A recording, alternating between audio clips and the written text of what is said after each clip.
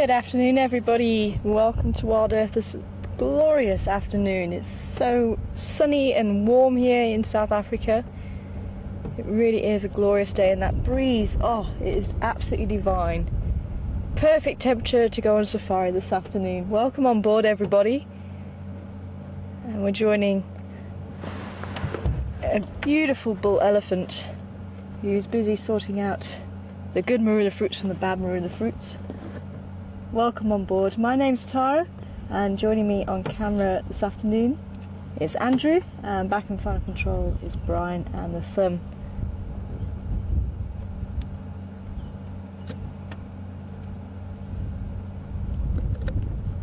And we are getting to the end of the marula season, and he's still checking each tree out. We've actually seen him do a 180-degree turn to come and check out these two marula trees right on the northern side, the northwestern side of the quarantine area. Different bull to what we had the other day. It's not the bull that gave me and Andrew a close encounter.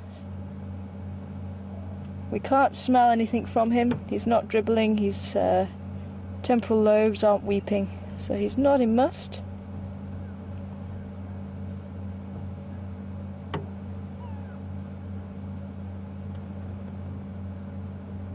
But certainly on a mission. Just going to see if we can catch up with him again.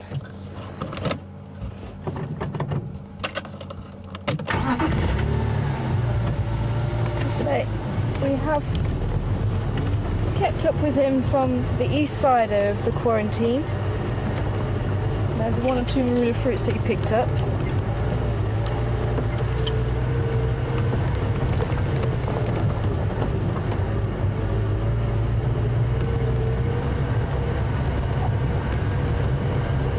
Apparently that's finished with now.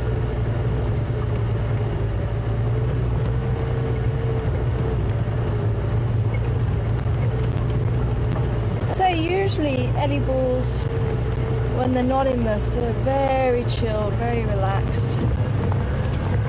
But even the most chilled and relaxed Ellie bull can become a little bit more aggressive than usual. Because of all the testosterone running around the body, it can be 60 times more than normal when the bull is in must, and that's preparing them for mating. It gives them the confidence. And apparently female elephants do like or do prefer bulls in must. They become more desirable.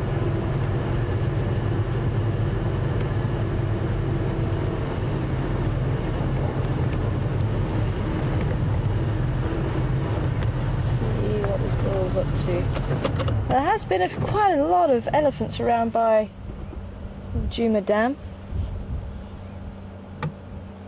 We were down there a little bit earlier today, so hopefully you were able to see them on the waterhole camera as well. Remember, that runs 24/7, so you can keep an eye on what's going on here at Juma.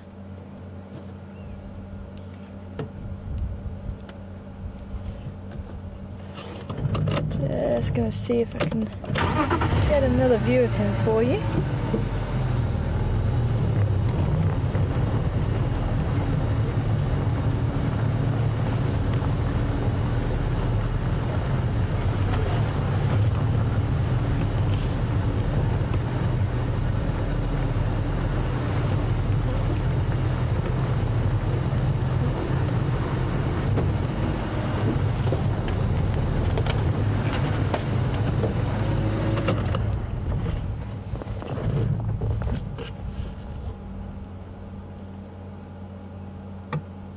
So he's sniffing out marula fruits from underneath the trees.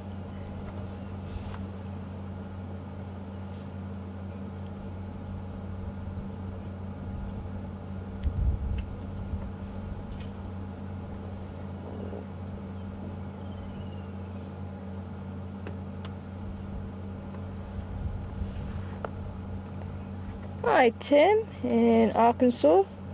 Welcome on board this afternoon. I think I'm getting my mornings and afternoons all mixed up. But welcome on board. Tim would like to know, do Ellie bulls all come into must at the same time? And no, they don't. they can come into must at different times of the year, but there seems to be quite a number of bursts around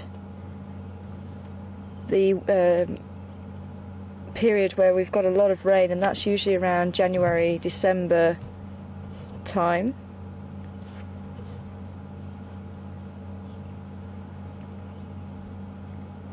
And elephants actually have a gestation period, the longest gestation period of any land mammal, and that's 22 months.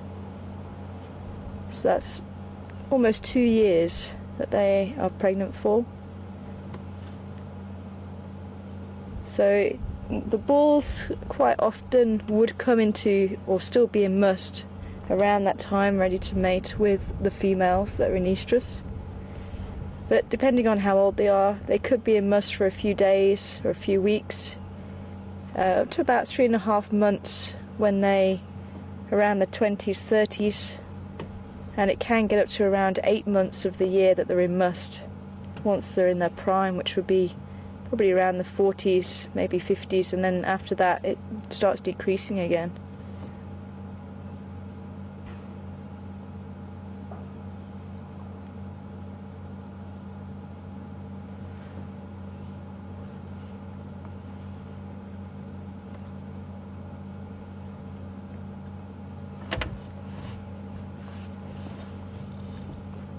As I said, there isn't a strict breeding season, but there does seem to be quite a number of births around the wet season.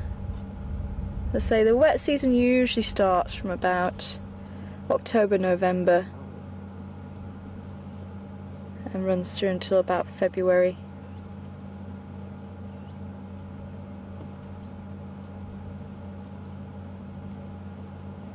I thought he was trying to toilet. He was doing something very funny with his tail. It looked like he was trying to go to the toilet. There's a bit of a while coming.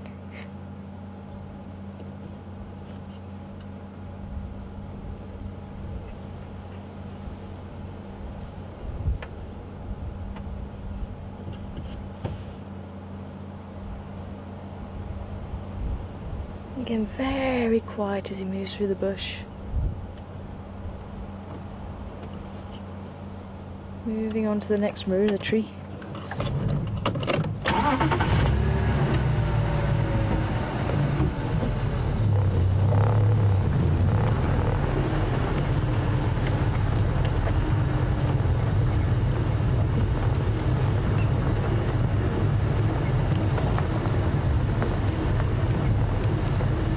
There's a few more around the corner, so we might be heading that way.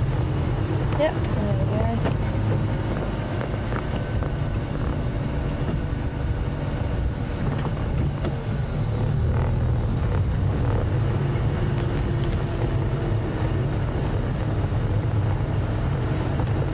It's amazing, we actually could smell the bull in must, and he was a good,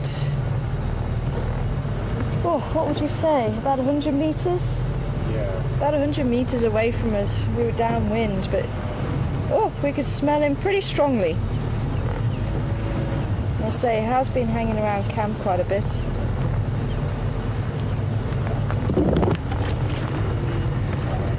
But I still think he's quite a gentleman. And as I say,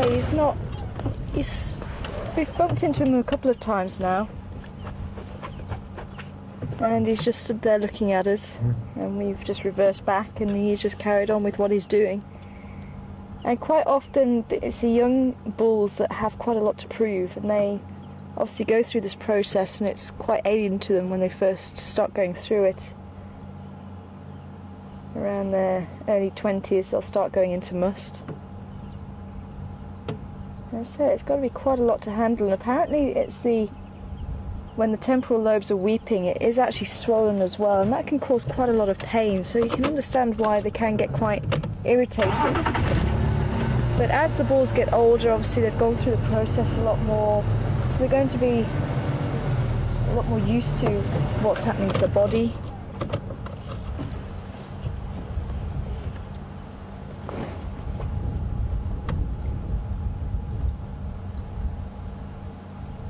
And again, and they don't really have as much to prove, because obviously they are going to be a lot larger as well.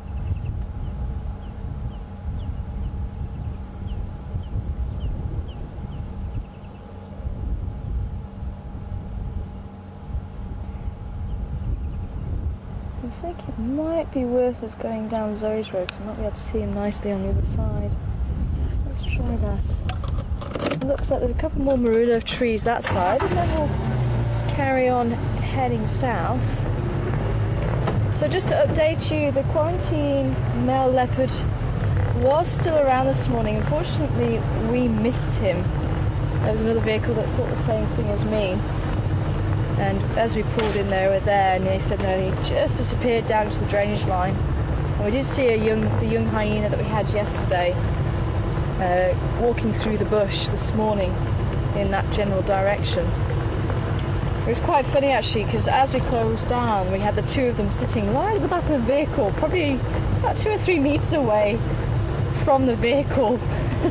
And they were like, nah, we're not going to move, so I had to try and manoeuvre the vehicle around them. It was very funny.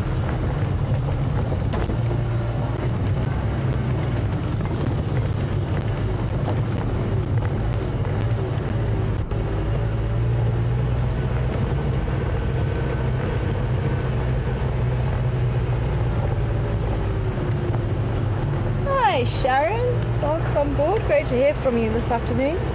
And Sharon would like to know if rabies or TB is a big concern in the bush. Rabies you don't hear so much of nowadays.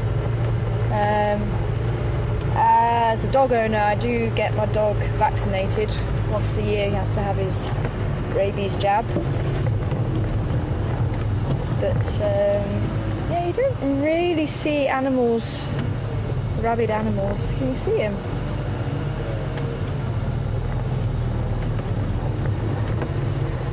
I think he might have moved a little bit further down. Yeah, I see him now. Just on the left. Behind the bush. Behind those bushes, yeah. Yeah. Let's see if we can see him again. We go a bit forward, I think we'll kind of... Just want to try and work out where he might go to, which trees, because he's... coming straight this way. So it could be this one here that he's going to. If I can turn around here.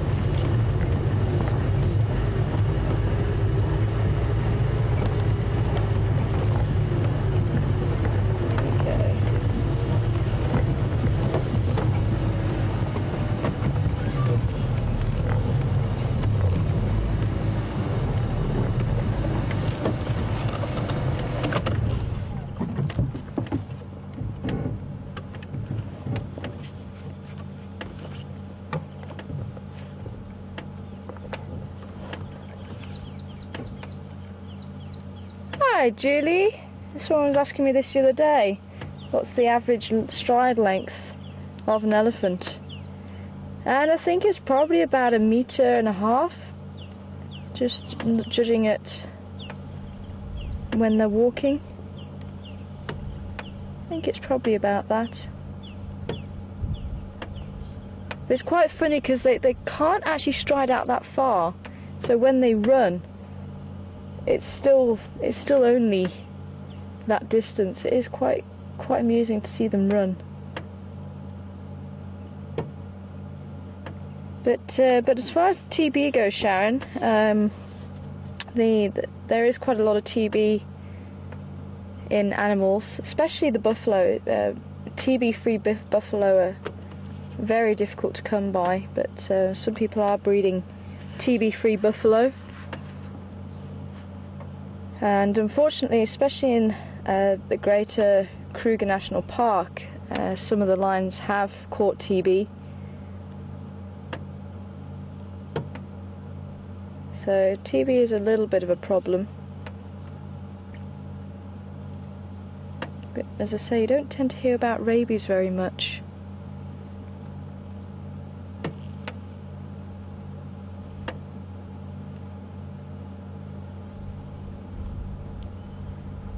Now, I must admit, I never knew this before, but Brian taught us something today about the marula fruits. That some trees produce sweeter marula fruits than other trees. And that actually starts to make a lot of sense, why some elephants go to some trees more than others.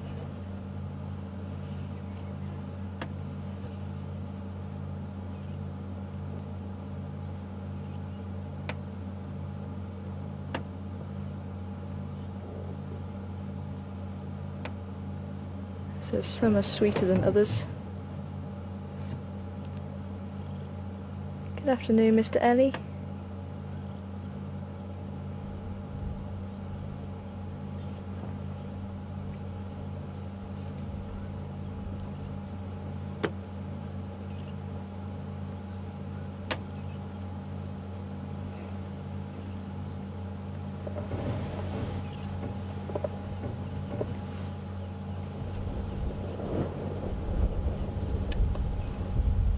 Well, apparently these marula trees didn't have any fruits underneath them.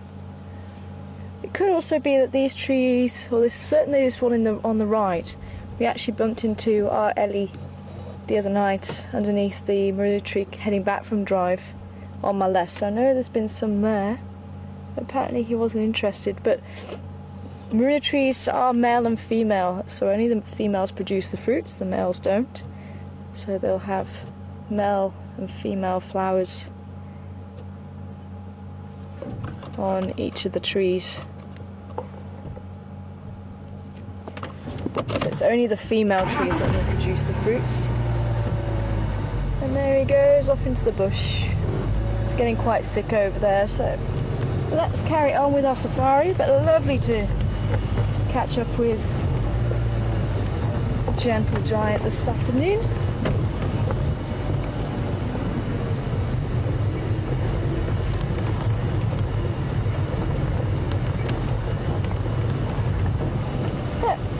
Disappeared. Quite amazing, hey? Well, shall we stay on? Maybe we just stay on Zoe's Road and see what's out here. Although I am pointing this way now. Decisions. Might be worth us trying down Twin Downs Road. We haven't heard any more about Gorilla, so she might still be in the area, so it might be worth us checking around the area just a little bit later on. It's still quite warm now. The cats will probably be sleeping underneath the bush somewhere, keeping nice and cool in a drainage line. So I think it is worth us checking around those sorts of areas. There was a couple of giraffes around just after drive. I think some of you might have seen them at Gary Dam. They were hiding. But as I say, I do want to check out around the back of Mvubu Road again. I think that's worth just checking once it gets a bit cooler again. So we'll see if there's any movement around there.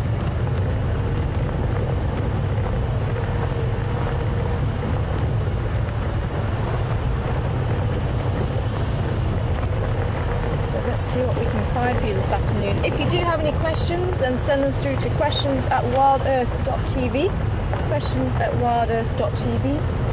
And it's always fun to hear what you guys are thinking. And if you do have a question in your head, chances are there might be somebody else thinking the same thing. Send it in. And hashtag Safari Live. You can also send your questions in through there. And if I give you any questions, you can send those answers through to the same two places. Because I'm only human, I don't know the answer to everything. But you guys can certainly help me out.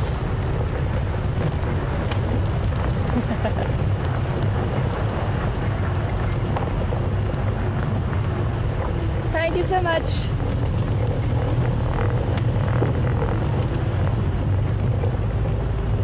A few people asking about the temperature this afternoon, and it's about 34 degrees apparently.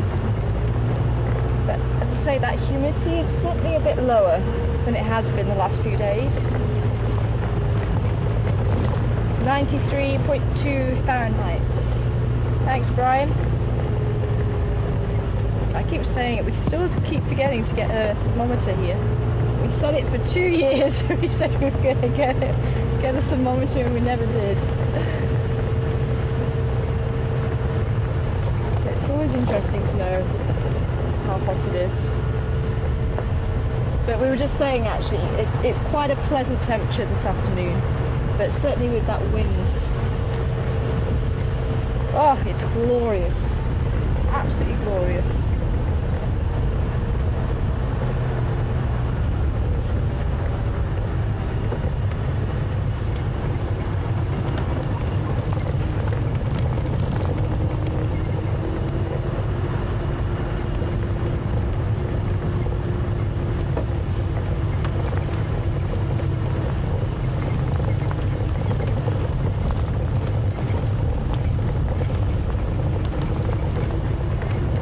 Send that through again. It came through very quiet.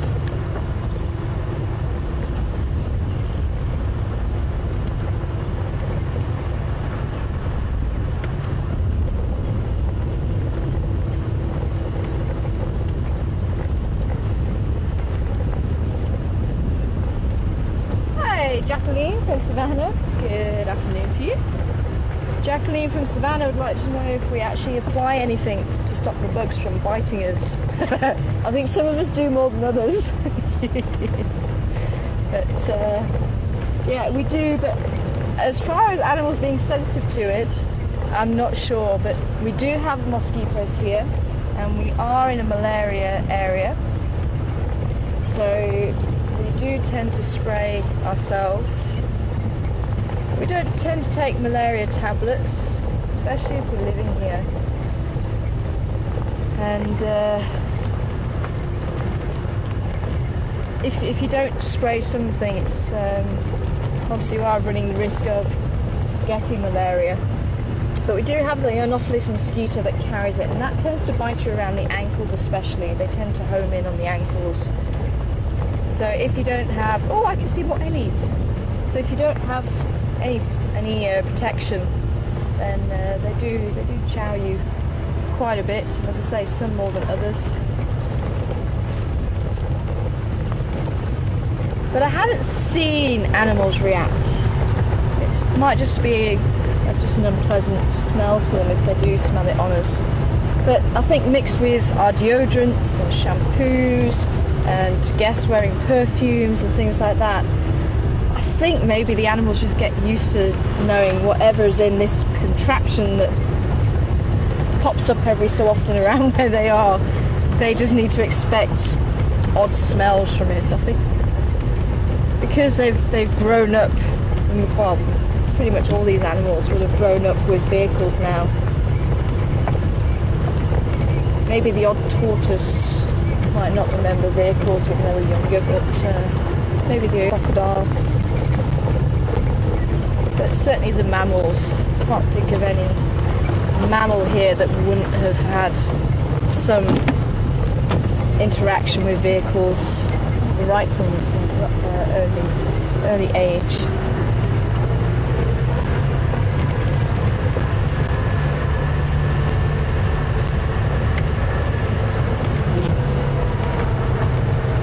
So I think it just goes without saying for them, we just smell weird. And obviously the smell of the petrol or diesel that's in the vehicle as well.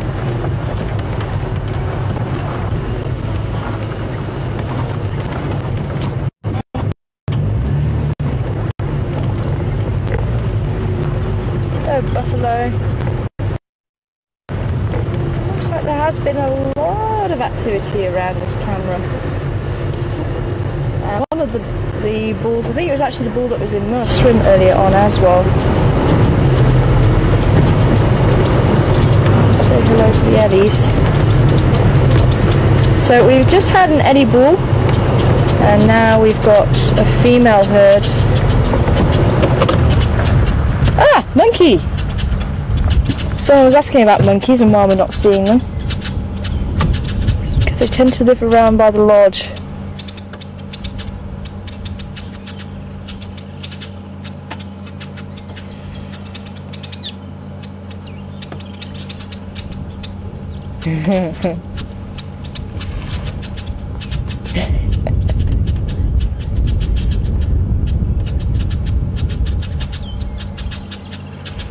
Yes, but Ma, I haven't finished yet. And I was just saying as well, there isn't actually as much water in the dam as there was in previous summers.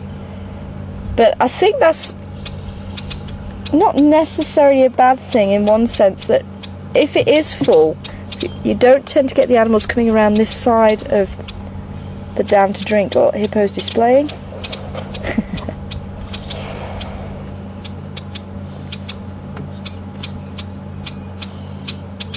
But it's going to be a difficult winter if this doesn't have as much water in it, because it's just going to diminish. And it might be quite a dry winter. So you can see just a few individuals in the herd, and this is going to be a family group. You've got mum and a number of offspring.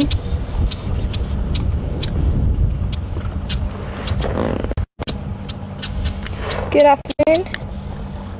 Schön wir haben Glove Gary Dam.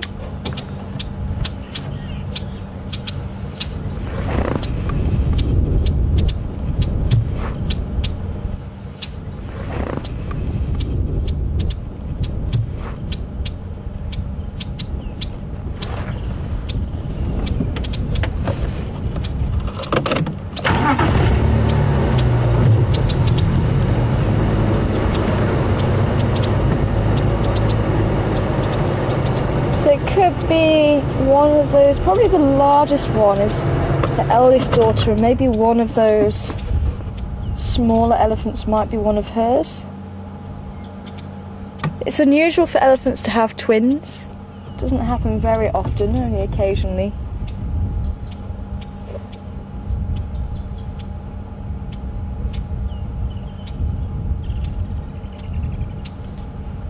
And then at some stage she might meet up with other relatives, sisters, other daughters,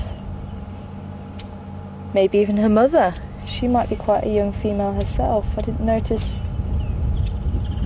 Maybe in her 30s, mid-30s, early 40s.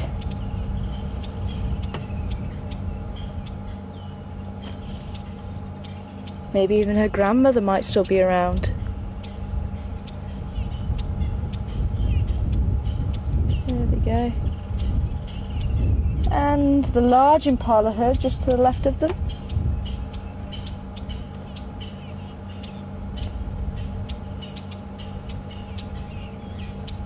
It is nice to see them. Do have a soft spot for impala.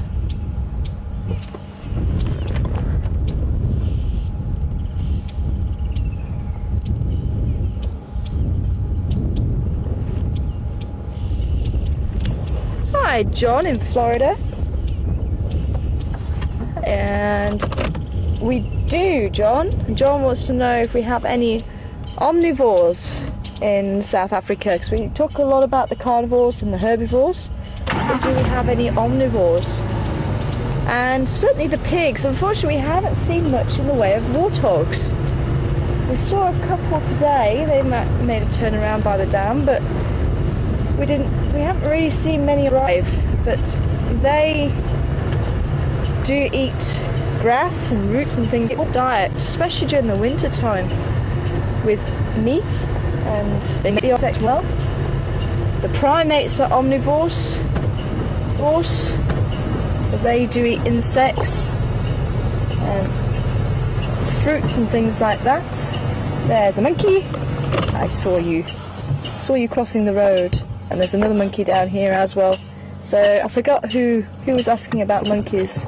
I think it was sometime last week. And that Franklin's not happy about something, and it's in the drainage line again. But these monkeys aren't seeing anything. Monkeys are pretty good at picking up things, especially cats. Let's see what he's definitely on the lookout. Maybe he's trying to see what the Franklin's calling about. If these guys, oh, there's baby just below it. Oh, look at that. Oh, very cute. So these are vervet monkeys.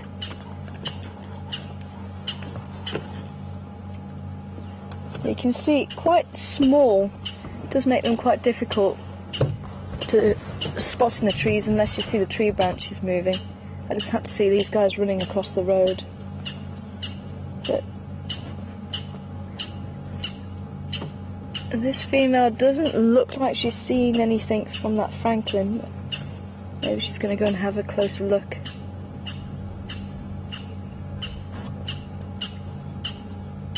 Yeah, there's a couple watching, but they've not seen anything yet.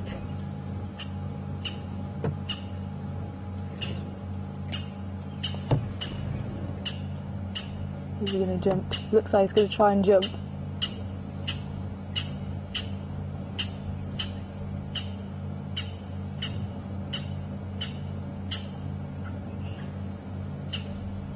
No. Be surprised if he actually tries it. It's quite spindly, that branch.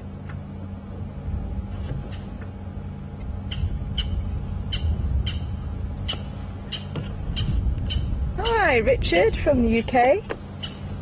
Richard wanting to know, do we have the tsetse fly down here in the sands? And the tsetse fly is notorious for spreading sleeping sickness, which is quite a nasty disease to catch. But we don't have the tsetse fly.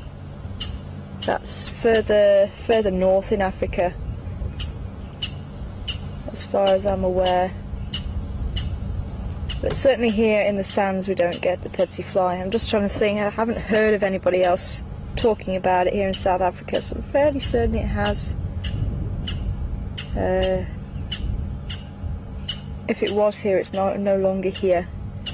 But certainly further north they definitely have it. Come on, monkeys, what's Franklin calling about?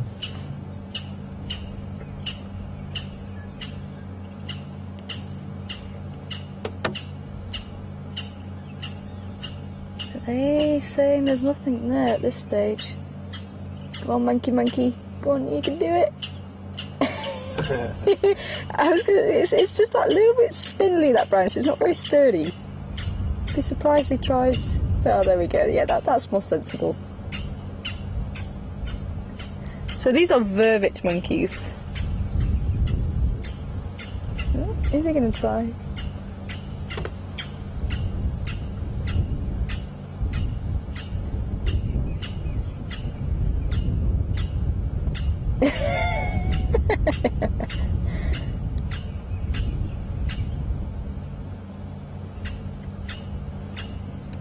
I can see those pink eyelids. Now, facial expressions in primates are very important,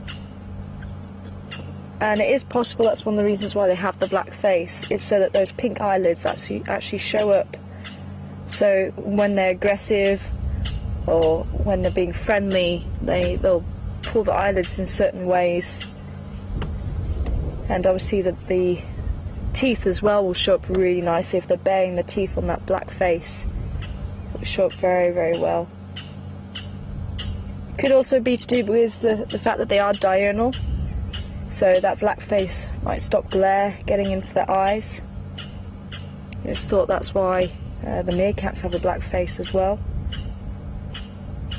and the black underneath the cheetah's eye is supposed to stop glare from the sun. But also why lions are supposed to have light underneath the eyes. That it's the theory goes that it's to be able to catch moonlight and starlight, and that helps to increase the light getting into the eyes. But I'm not so sure if I believe it. But that's the theory. I can't come up with anything better.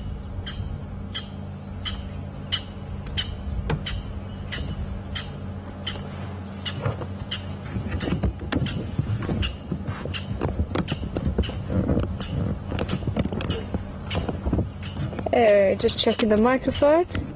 Is that any better?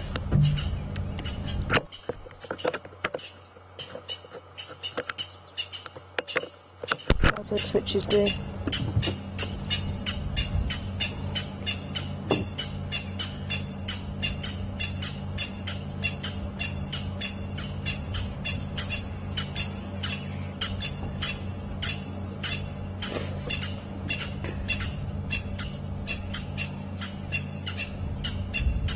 God, these francolins really aren't happy about something, but what that something is, I'm not sure, because these monkeys aren't giving me anything.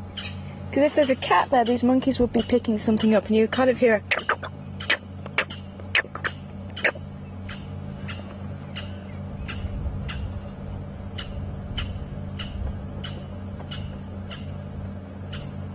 But I'm not hearing any calls from these guys.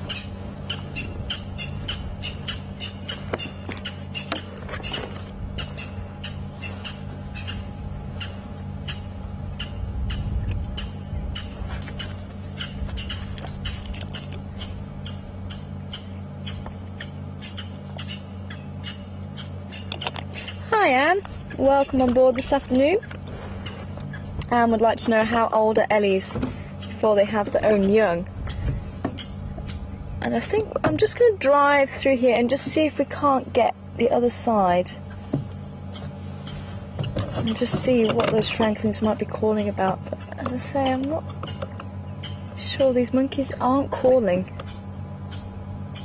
So maybe it's a snake or something like that, something that the monkeys can't see, but I think it's worth checking out. But yeah, Anne, how old are baby Ellies when they first have young? And females, if I remember rightly, can be as young as 12, but it's more likely going to be around the 14, 16 mark. And when a female comes into estrus the very first time, the mother and other relatives are there to help her through the experience, because you're talking about this very small elephant, and they could potentially choose a mate for her that is much larger than she is, and that's going to be quite daunting. So they will actually help her through the process. Let's just see. Going in where I went in this morning.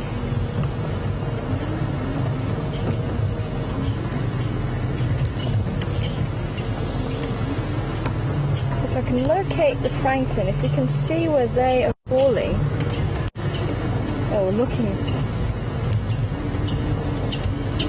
the direction we're looking at, that'll give us something to go off.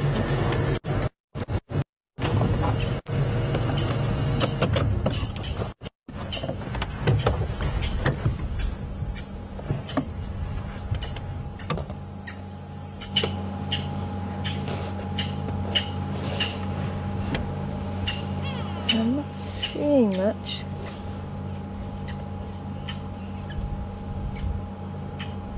Okay, I'm just going to jump out and just stand by this tree and just see if I can peer over. Unfortunately, this bush is just a little bit too thick, and I just can't get that vehicle anywhere near. Watch my back.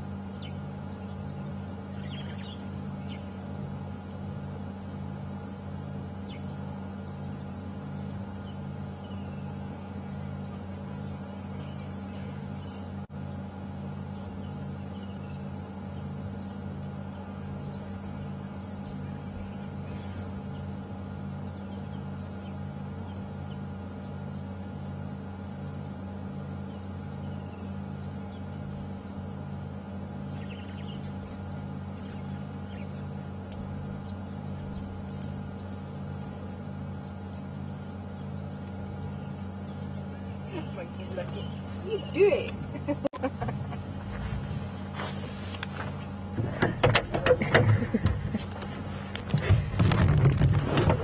I can't see anything. I couldn't see where the Franklin was. I think it's just the other side of these trees here. As I say, these monkeys are not calling in the slightest. Looking at me going, are you crazy?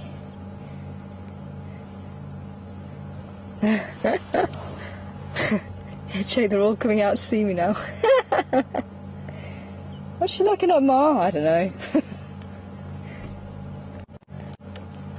But yeah, these guys have got really good eyesight, and as I say, we should hear them going, giving the alarm call.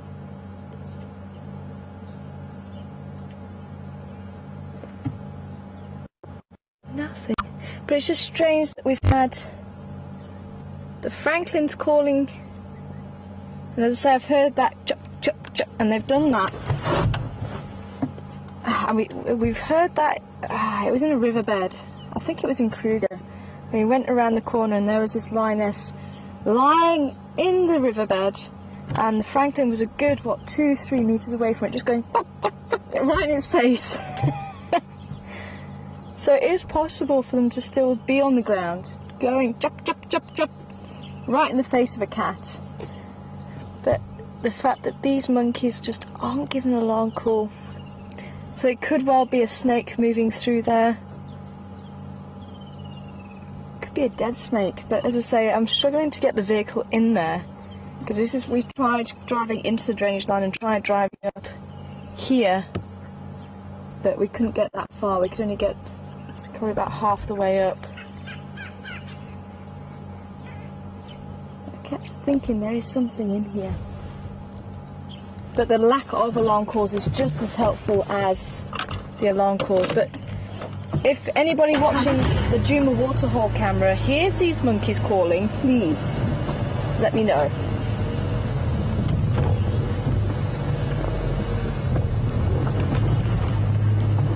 Hi, Laura in Happy Valley. It sounds like a good place to live.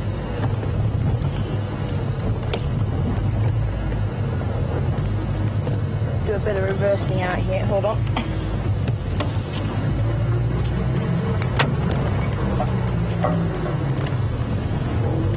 Yeah. So Laura would like to know who leads a monkey troop. Is it the male or female? It is the male in the monkeys.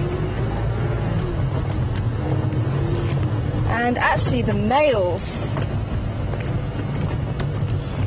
they're the reason why the Afrikaans for them is a blauwapie, blue monkey, because their testicles are actually blue, bright, bright, bright blue. And I was actually trying to look out for the male for you to show you, but it looks like somebody has actually gone and spray painted them. And he'll actually sit displaying them.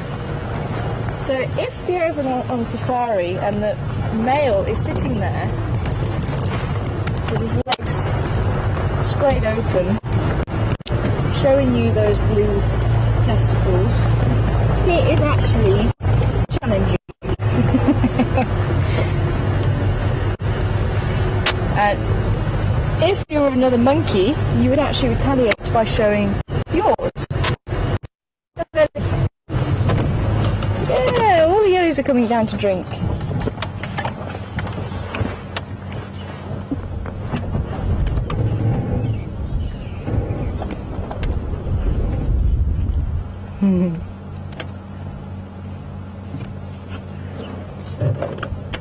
So the one with the brightest blue will actually win.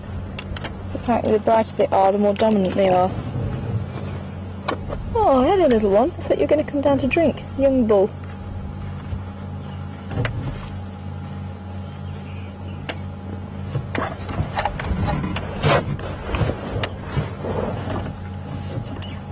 Where are you going, little boy? Wants to give us a little mock challenge. No. She's not sure about us, that's all.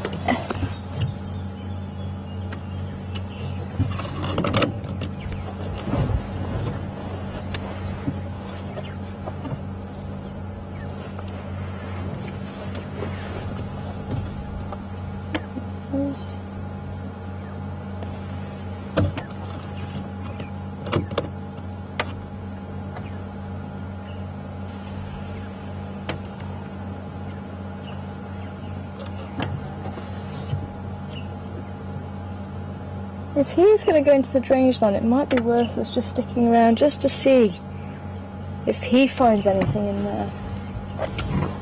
Interesting that he's on his own, he's quite young.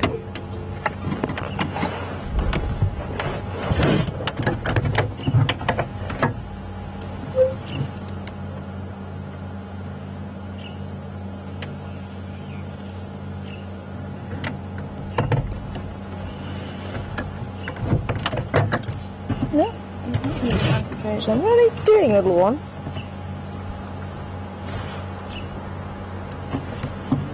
Where is he? Just walk out the road.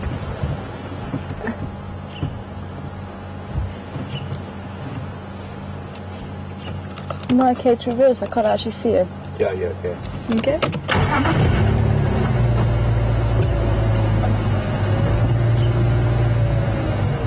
Yeah, I wonder.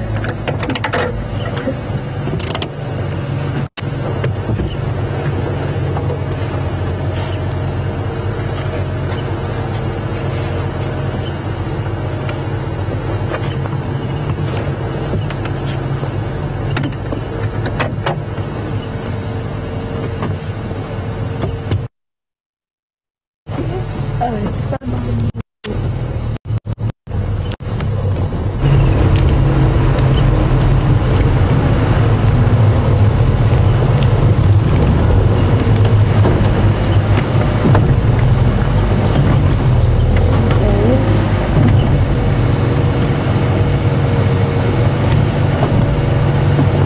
I suppose he's probably around the 15-16-year-old mark, so he probably is around the right age just to be starting to move away from the herd.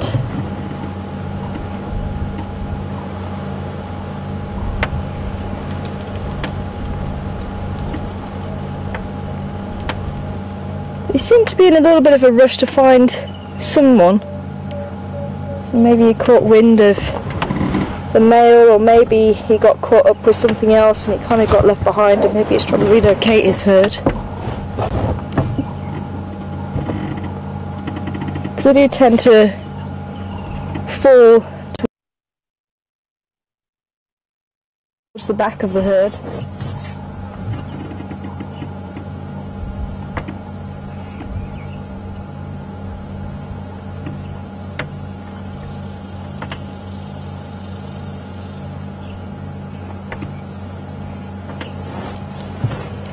Okay, cool. Well, let's continue on. So we'll head down towards Chelapan along Twin Dams Road, just see if we get any luck with some Karula.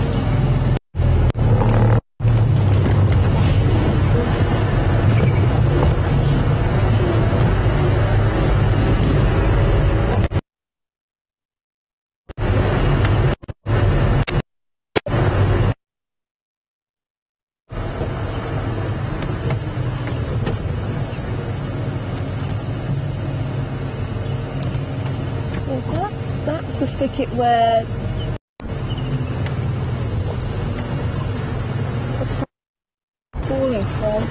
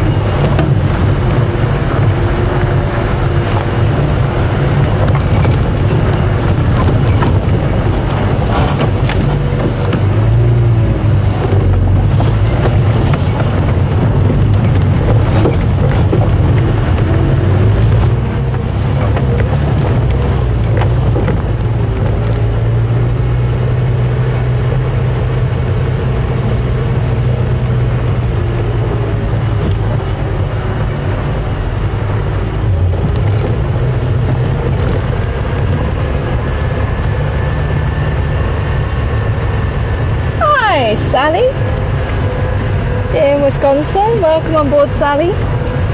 And Sally wants to know, could there have been spoonbills at the Juma waterhole? Yes, there could have been, Sally, and I saw a picture of them, so I wonder if that's the picture that needed the confirmation. I did see that picture.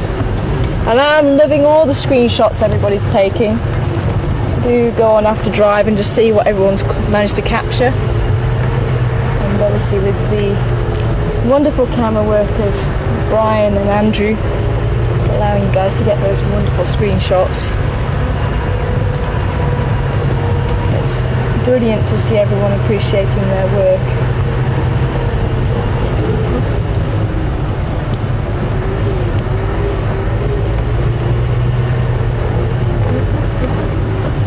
Some wonderful memories.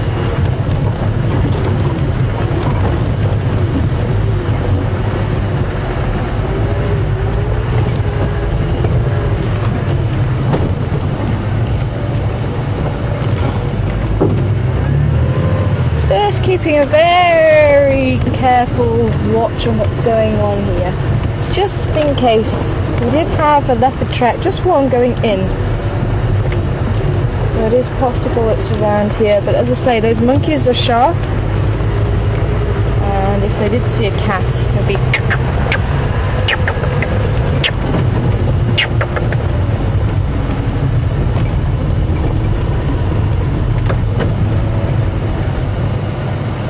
oh, baby elephant track. Oh, that's tiny. Sure, that's like this big. I don't know if you're going to be able to see it, but I just pull off. There's a couple up there, there's a couple down here, but I might be a little bit close to these ones. There we go. There's baby elephant track. And actually, it's over the top of an adult. The adult one is, I can actually show you there. You can see all the patterns in the adults. Probably the adults that we saw drinking just now, but that's a full adult one there. It just goes to show we've got the baby ones just wrapped in just over the top of the adult. And there's a couple of drag marks actually from the trunk of the baby by the looks of it, just there. It's a baby dragging its trunk.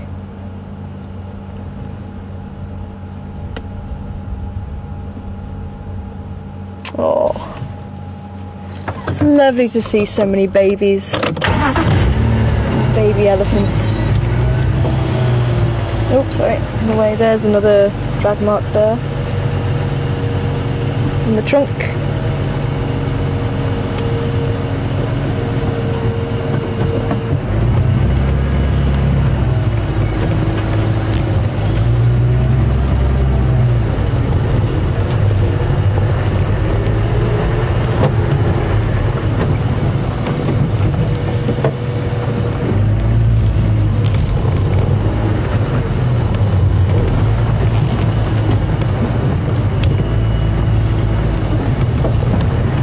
Tricia, welcome on board this afternoon, and we're just going to put our nose in over the drainage line here just to see if we can get a view this side. But Tricia would like to know, when an Ellie comes to leave the herd, is it quite an emotional time for the herd? And do elephants get emotional? And as I say, with the bulls, it's just a continuous thing. The females, oh, who's that? Oh, bushbuck. Is that a bushbuck? Quite a bit of bushbuck, or a daker. So I'm just trying to see if we can get a different angle at this drainage line. Just because we've had elephants trumpeting from here. We've had, I heard the lion call last night about 9:15, and then straight after, about 10 minutes later, we had the elephants trumpeting. Franklins were calling here.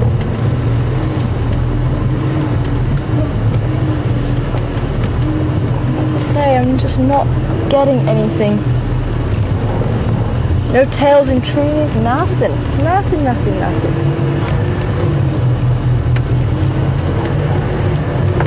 But yeah, as I say, it's quite a gradual thing. But if the boys are getting a bit boisterous, the females will tell them off, and they tend to just migrate towards the back of the herd, and they start taking longer and longer to catch up, and it's actually on their own terms really when they feel ready, because it can be mid-teens to late teens when they'll actually leave, but females will tend to stay with.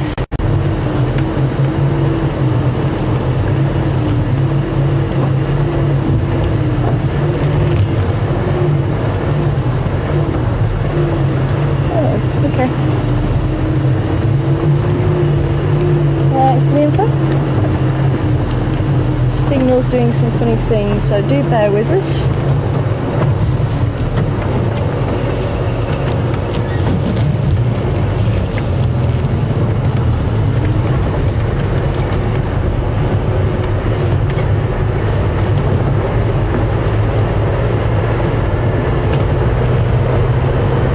So yeah, females will stay with the herd.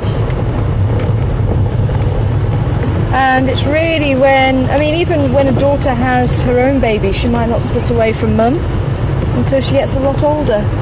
But elephants can be very compassionate animals, and if they find elephant remains, it's often been observed that they'll actually touch the bones and almost be contemplating. Olifants, the camp in Kruger, used to have elephant tusks on the door to the camp, and the elephants kept taking them, so now they're plastic. But yeah, they do stop and sniff the bones and will hold the bones. So I think there's a lot more to elephants than meets the eye, and there's been a lot of research done on their behaviour, and as I say, I think they've actually found it's a lot more intricate than what we realise, their social structure.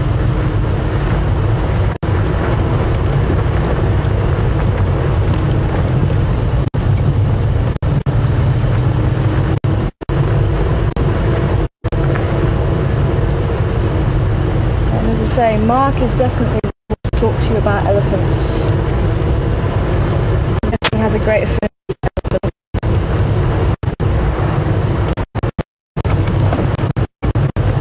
And he'll probably be able to talk to you all day about the compassion that they have and the emotions of elephants.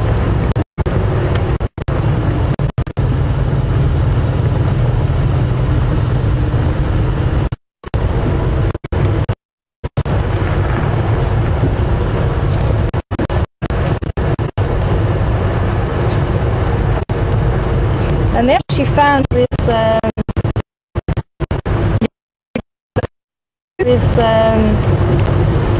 young elephants, they moved a lot of young bulls to, I think around the 1960s, if I remember rightly, around that sort of time. And unfortunately, as those bulls grew up, they became a bunch of juvenile delinquents, and they would actually chase cars and push cars over and really be quite naughty, and they got to the point they were actually killing rhinos because there was no female elephants to mate with. They were actually fighting with rhinos and killing rhinos, and they were even breaking their backs by trying to practice mating with them. So they actually realised they needed bull elephants to keep them in line. Let's just take this tube track. We'll pop out on Filman's cut line. No, Marilla might be around here. So they brought in bull elephants to keep these boys in line, and that helped to a certain degree. It was only when they brought the females in did it really bring the bulls back in line? So for elephant society to work, you need the matriarchs, the old females, to keep those bulls in line, as well as the old bulls. And once they put them in, they did settle down. Yeah, they were causing a big problem.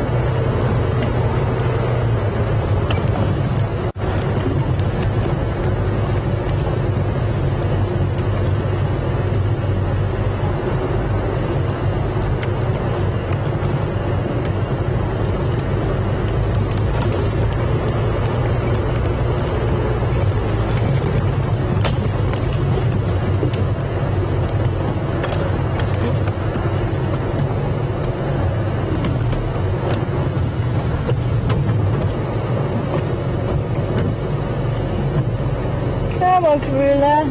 Where are you, lady? I'd love to see you.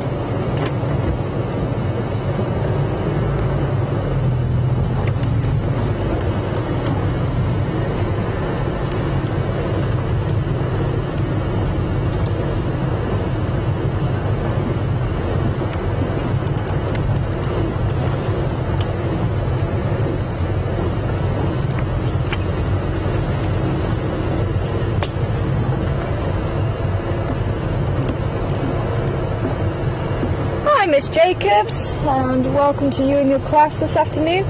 And Destiny would like to know, does it smell bad with all the dung around? And it actually doesn't. You'd be surprised.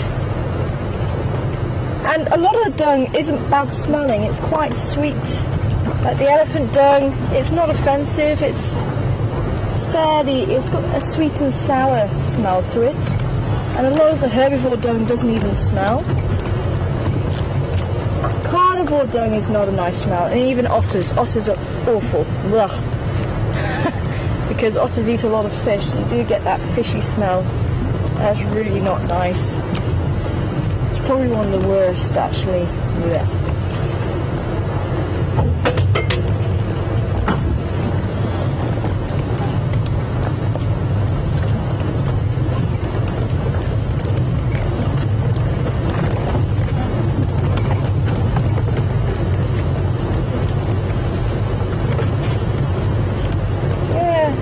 The bush is a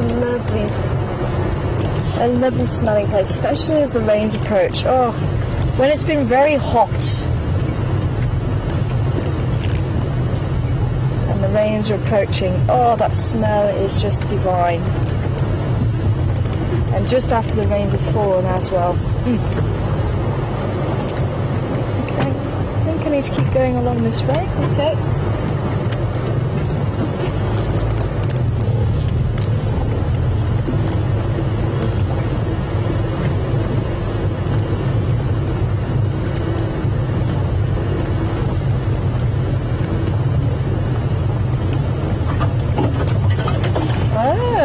Interesting. I wonder where people are getting that idea from. So some people are saying and asking about Tandy's cub. Now for those of you who might have missed it, unfortunately Tandy's cub was reported being found at a hyena den on Cheetah Cut Line, and no one's really sure how it got there, whether the hyenas killed it and took it there, or whether they just found it dead and took it to the den. But they're wanting to know if apparently there's some rumours going around, and I'd love to hear where those rumours came from. This is why I lost, this is where we got to this morning on this 2-track, and then I lost where the 2-track had gone, so I have to remember I've got to go around this tree. Okay.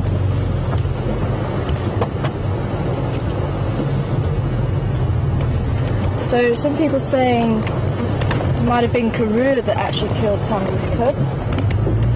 But I'd love to know where that rumour's come from. And why would Karula do this, and is it possible? Technically speaking, anything is possible. This is the bush. Anything is possible. would baffle me is why Karula would do it, because she shares the genes with Tandy, who we know as the Seeker. So apologies for those people who I was getting a bit upset with. They were getting very confused because I thought it was Shadow, but Shadow is Tungana. So it's actually Tandy, and she was known to us as the Seeker. But she shares the genetics with Tandy because Tandy is her daughter. She was actually her first litter, along with who we called Shadow. So she should smell fairly similar to Tandy. She should be similar to that of the family.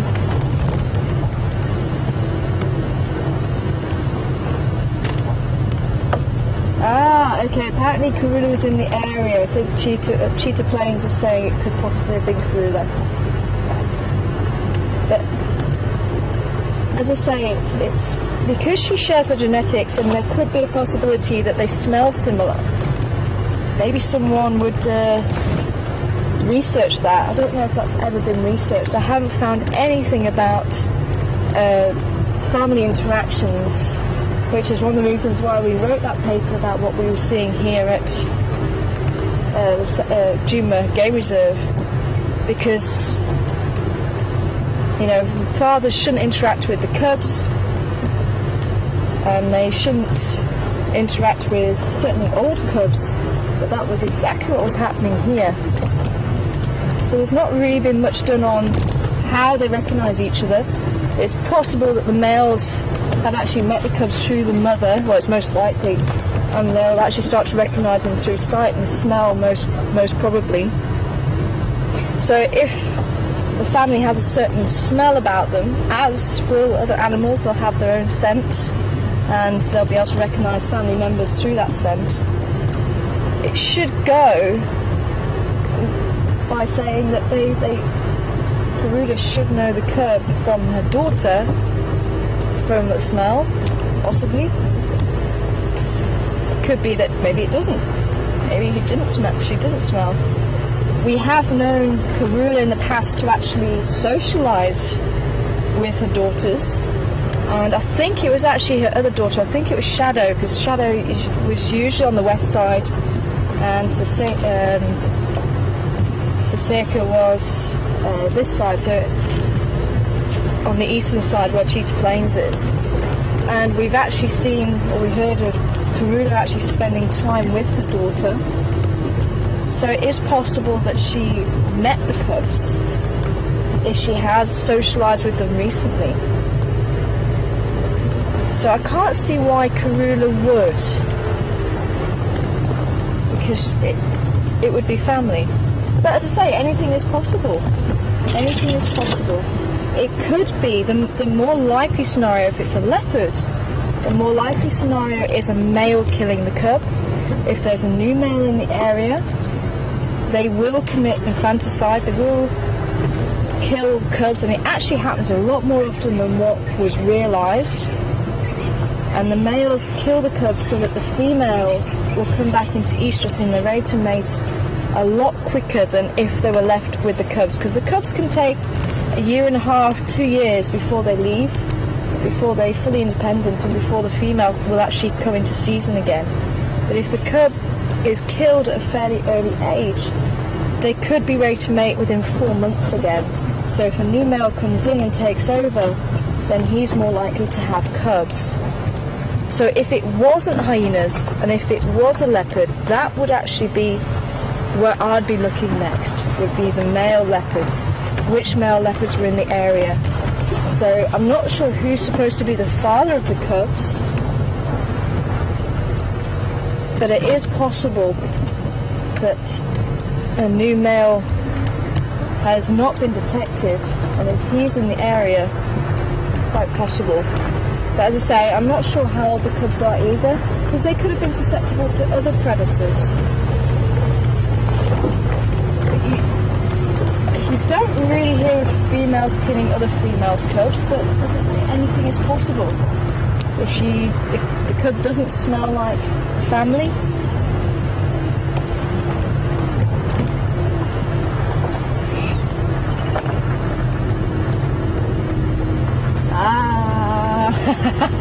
See, this is why I don't want to go too far.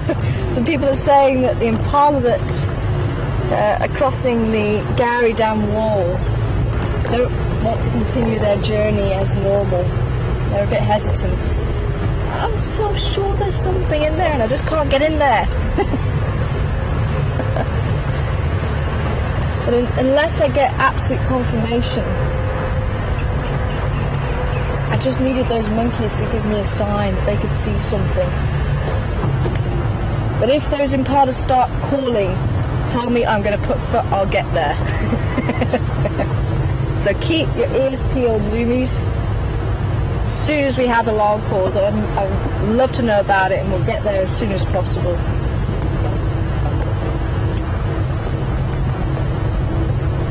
Monkeys, impala, if giraffes come and they fixated on something, let me know.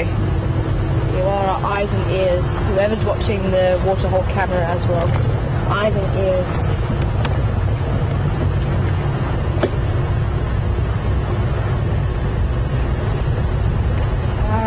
I'm sure there's something there. It's just everything's pointing there. So we did try. We might have another go as it gets a bit cooler again. Maybe if they pop out. If there is something there, they've been there for a couple of days. Chances are there's a kill there. We couldn't smell anything. But if they are there and there's a kill there, they should come out to drink.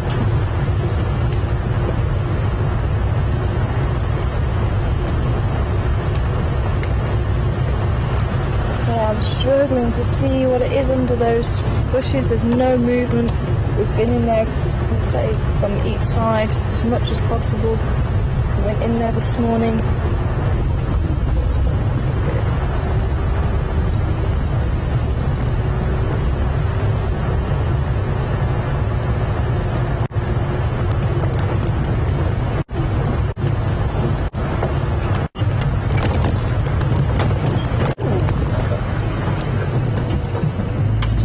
Went round the corner.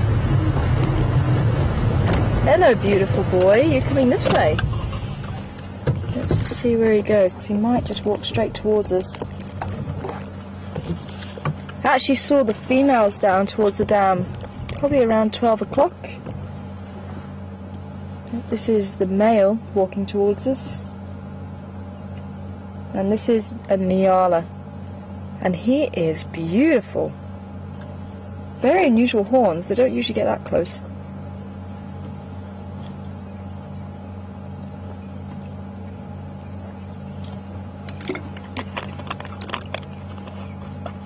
Oh. See him a little bit better. Now he's moved off through the bush. He's cutting the corner.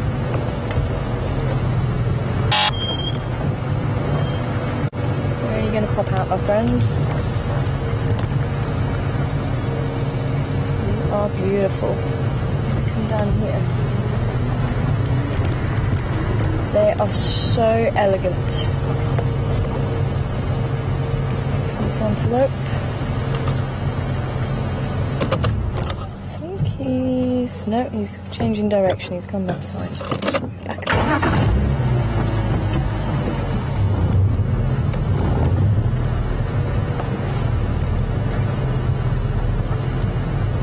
Forward. There we go, he's going to walk out in front of us here.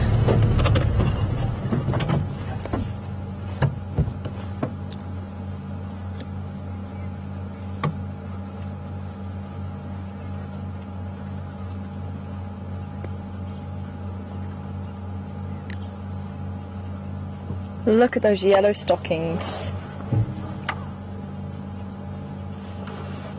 And they display them very proudly when they showing off to other males, and that mane down the back will erect, so it'll stand on end. It's actually called philo-erection, just means hair standing up, and they arch the back to make themselves look really big. Now why would you go for that water? It's not very nice. Oh no, it's all muddy. You won't catch an elephant drinking there, that's for sure.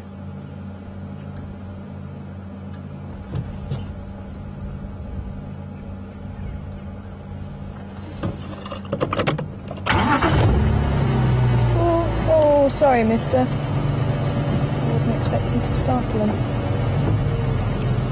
He's just trying to move so we're in the way of the bush. Sorry, mister. Didn't mean to startle you.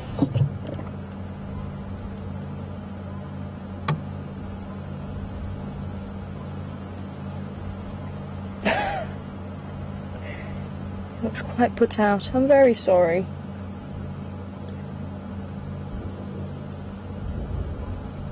I thought because I'd actually started the vehicle a couple of times as he approached, he didn't seem too bothered, but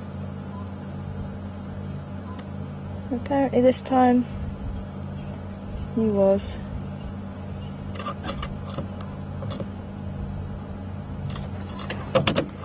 But yeah, they are very, very graceful. They'll actually walk around each other, they'll dance around each other, two males, and it's like slow motion, and they really strut their stuff, and they really show off those yellow stockings, and it's, it really does look like someone's pressed the slow-mo button. And they arch the back, and they show off, and it's brilliant. Probably one of the best displays from the mammals.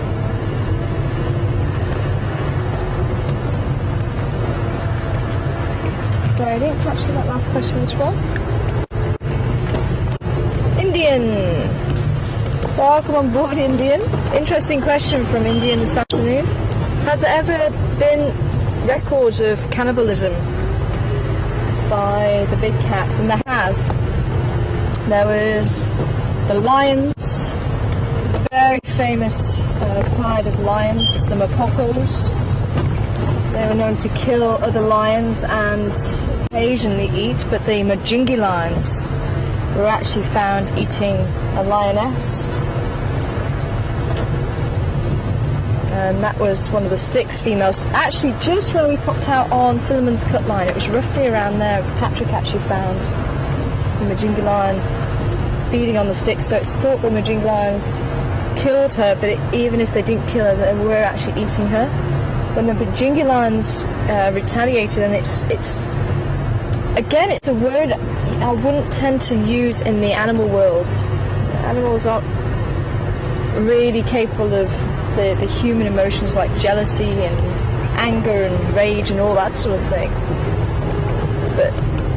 or even hate. But there certainly seemed to be an element of retaliation when the mapocos, who were a very powerful coalition, they were 6, and then the Majingi lions came on the scene,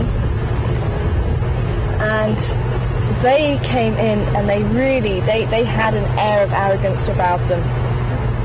And the two mapocos, because the mapocos actually started splitting off, and the two that were in this area, Mr. T and Kinky Tail, were defending this part of the territory, and the Majingi lions were killed. One of them was killed by these two mapocos. They were big lions, and that was around the morning. And then in the afternoon, the Majingi lions went after the mapocos and actually killed Kinky Tail.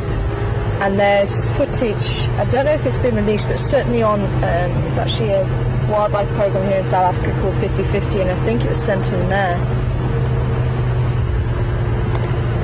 And the mapocos one, I think, is on YouTube, where the mapocos actually killed the Majingi lions. But the Majingi lions killing the mapocos, or the mapoco, I think got sent off to this 50/50 program. And on that footage, you can actually see Majingi lion roaring with the leg of the mapoco in his mouth, and he was actually feeding on the mapoco. It just goes to show the animals can be, or nature can be quite brutal at times. But they certainly were known to feed on the lions. I say it's not the norm, but certainly for this area, the males seem to do it a fair bit. Leopards as well. I've just read a paper recently that has reported cannibalism in leopards.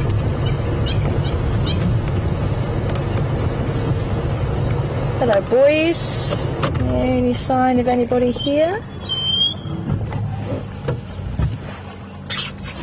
Yeah, we have the hammerkop. Hammerkop seems to be here. Oh, we've got its mate this afternoon. We've got the pair of them. 2 hammerkops.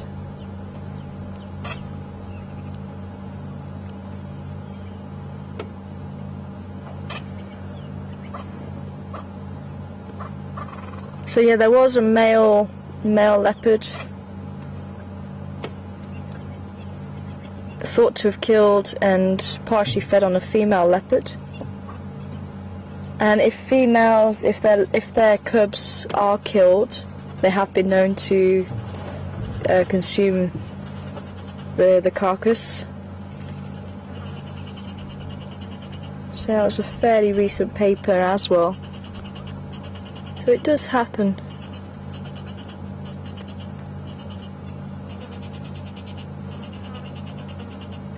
But these 2 hammerkops are going to be waiting for frogs on the water's edge. Maybe small fish. You can see the one at the front is poised and ready to strike at any moment. The tanners is one of their favourites. They seem to go for the primitive frogs quite a lot. And you'll see them actually trying to get rid of any of the slime that's on the body. And they'll take it to the bank and they'll start hitting it around and rolling it around in the sand to try and get the sand to take off the slime before they eat it. And it's almost like they tenderise it as well, so it goes down a little bit easier. Shame, this poor boy is getting irritated by flies this afternoon. Oh, you can see that swarm around him. Wow. Yeah, did you pick that up on camera? I didn't see it on the screen. But he's got a lot of flies buzzing around his head. Yeah, there you go. You can see the swarm just around his ear. Oh, poor boy.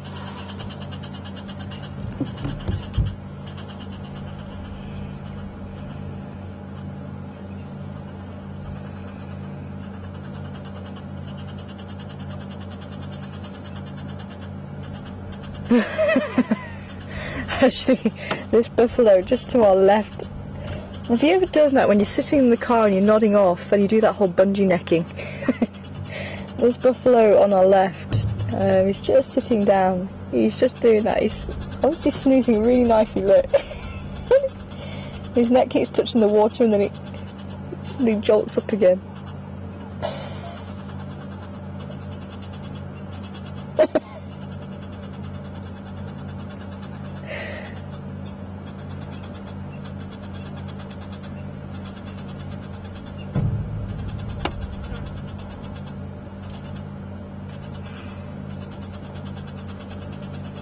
Oh, it's a hard life being a buffalo.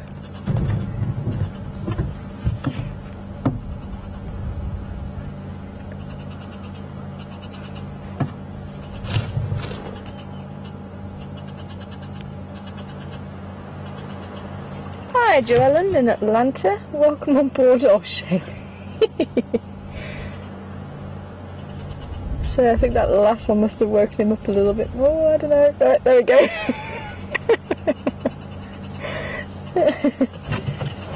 I was just woken up. Hello, mister.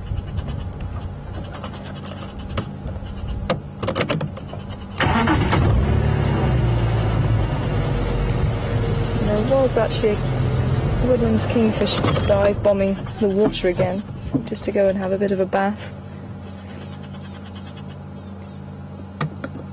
But Joellen, welcome on board.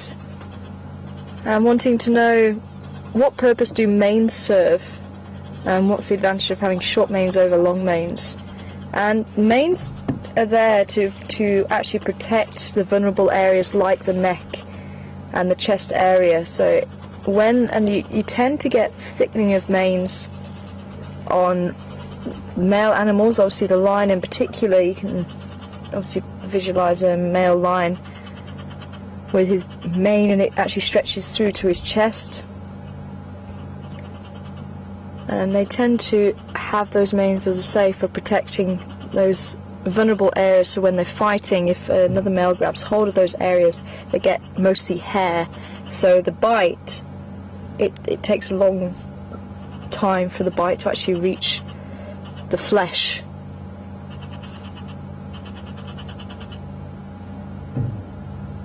Thought I heard somebody snorting over the other side there, but can't see anybody. Şlan bir vinyari chilipan.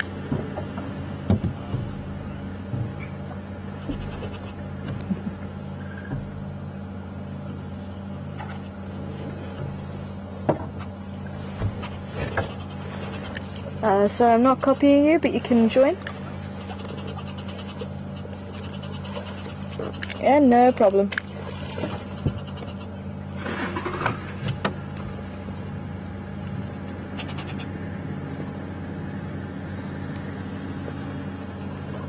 There we go. Oh.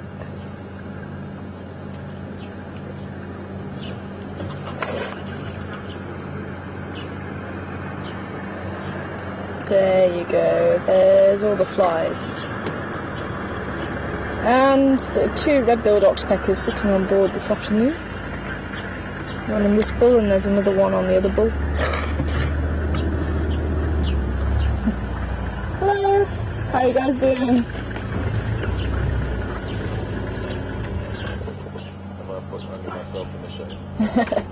I'm actually going to move out so you can sit where we are.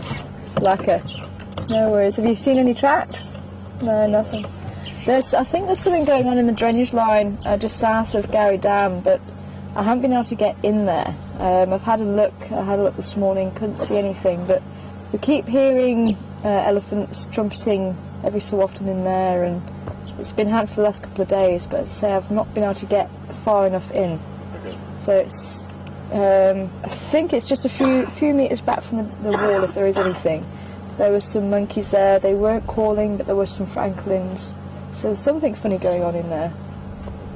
But, yeah, I'm gonna see if I can get in another area, just see if I can get another look in there.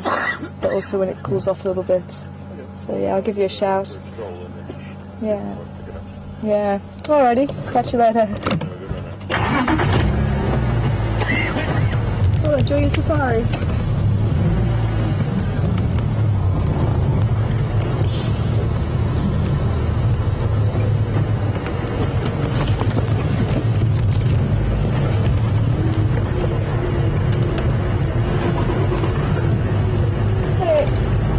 There isn't really any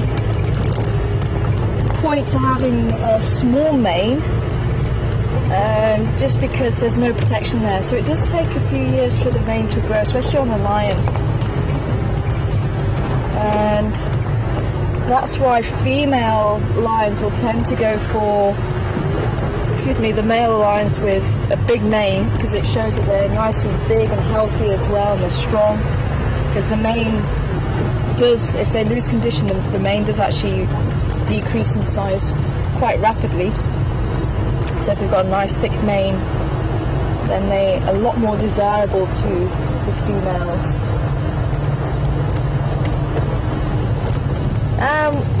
Welcome again this afternoon. Oh, hello. Hyena. Oh, I was getting excited then. Welcome on board again this afternoon, Laura. And this time Laura wants to know a little bit more about the female buffalo, because we've been seeing a lot of the males, but not the females. The females tend to go around in very large herds, anywhere between a few tens up to a few hundreds. And so will the prime bulls. That's where you'll find the bulls in good condition, the young bulls. They'll stay with the herd, and they tend to move around as a herd.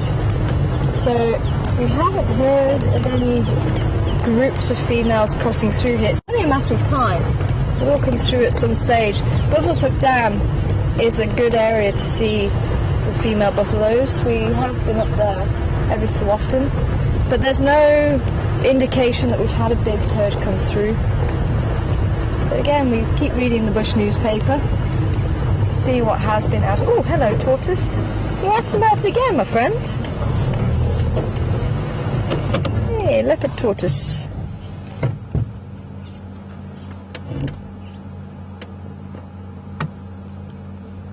Leopard tortoise does tend to eat vegetation, but it also will eat bone and hyena dung. hyena dung contains a lot of calcium, because obviously all the bones that the hyenas eat, and phosphorus, and will be a little bit easier, I think, to eat than bone.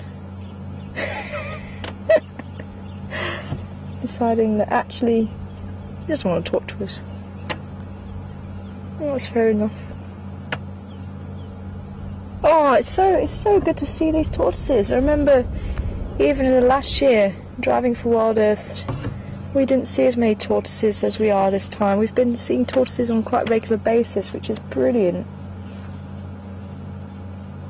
Mostly the leopard tortoise now. You can see that nice dome-shaped shell that we can see those spots, which is why it gets called the leopard tortoise, that yellow and black marked shell.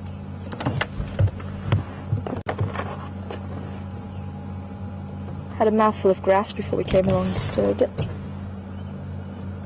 But nice to know it's actually in the area. I think this is the one that we keep seeing on the road, actually, the other side. Decent size. They can get to probably about twice the size of that.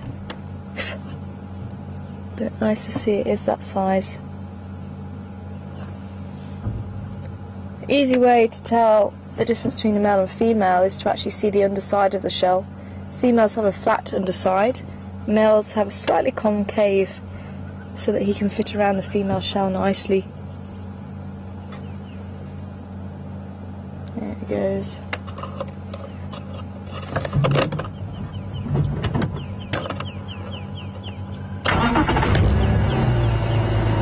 So it's about,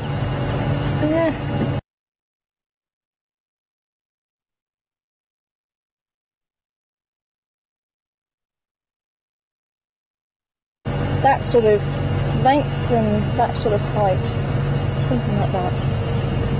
So decent size, very cool.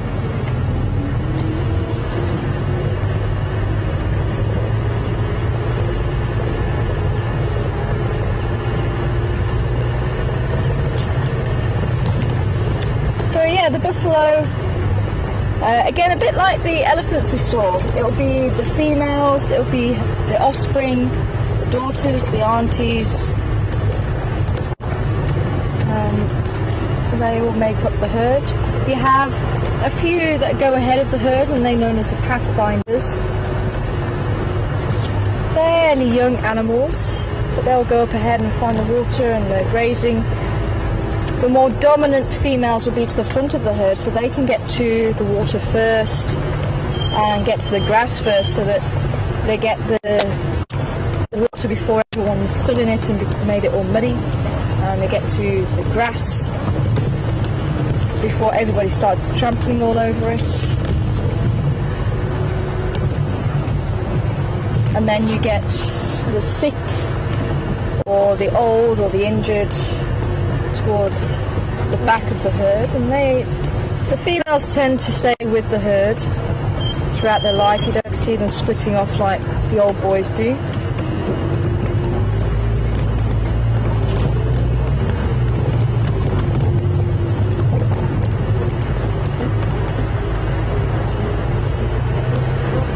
And then you tend to get the males on the outside of the herd, so they almost form like a protective barrier, the females on the inside. And if there's any carnivores around, they'll also protect, the buffalo females will protect the babies. They'll try and herd the babies into the centre of the herd.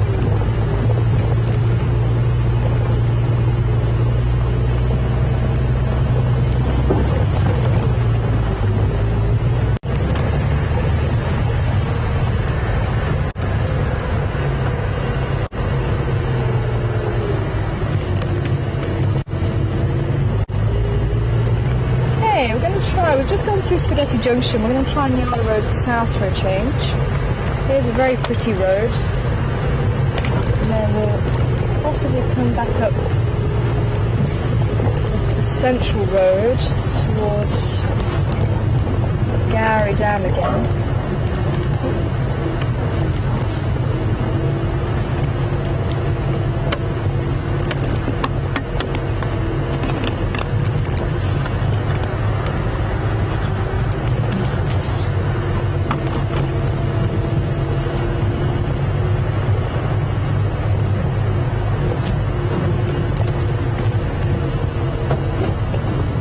nice.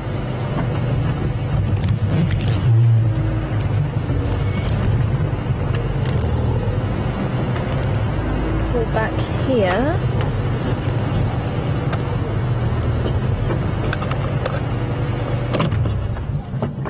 There we go. That right there is an ant's nest. You see maybe a few ants running all over it. But this is the difference between the ants and the termites. The termites are the ones that build the big structures that are cemented. They use the saliva to cement the little particles together. The ants will bring out the bits of dust and they'll just leave them on the surface, and the wind will actually blow them away. That's probably the tallest one I've ever seen, but the wind will just blow that away and you won't realise that there's any ants there. You'll just see a little hole in the ground. Now, even though ants and termites have got the case, system, they have the kings and the queens and the soldiers and the workers. The ants are actually all female. The termites have males and females. That's one of the differences. The termites are actually in a separate order completely to the ants, so they're not actually closely related at all. The ants are closely related to bees and wasps.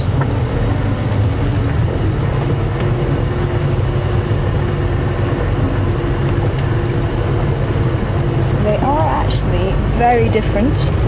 Ants, you tend to get the typical three sections, so you get the head, the body and the abdomen. The body is often called the thorax. So you have the three parts, whereas the termites, the thorax and the abdomen tend to get fused, and they tend to be white, and that's where they get the nickname from, the white ant. But as I say, they're not actually an ant at all. And then they've got a dark head. But it looks like they have the two body sections, but so technically it is three, it's just that two are fused together. And termites tend to be herbivores. They tend to eat either vegetation or liquid that fungus produces, like the common and the large fungus growing termites. I see evidence of those. I'll stop and show you. Oh, look at this rubbing post.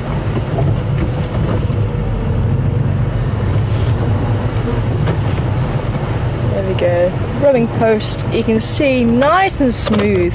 This has been visited by many an animal, probably warthogs mostly, but the height of that, I would say a rhino would possibly use that to rub his belly on as well.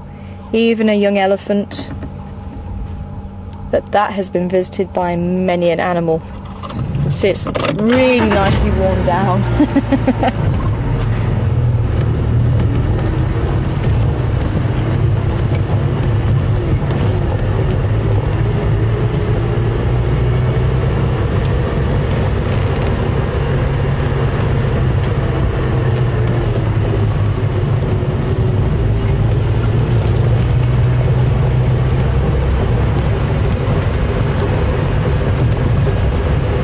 Hi Peggy, welcome on board this afternoon.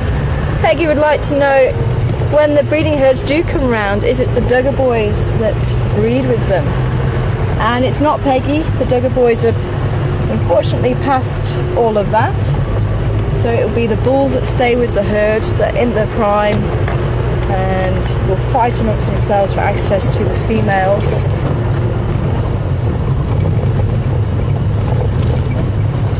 So it's the bulls that are with the herd. Sometimes those bulls will split off and form a small bachelor group for a short while, but generally they stay with the herd.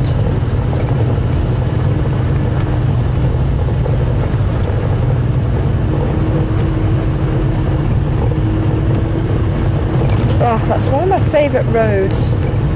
It's such a pretty road.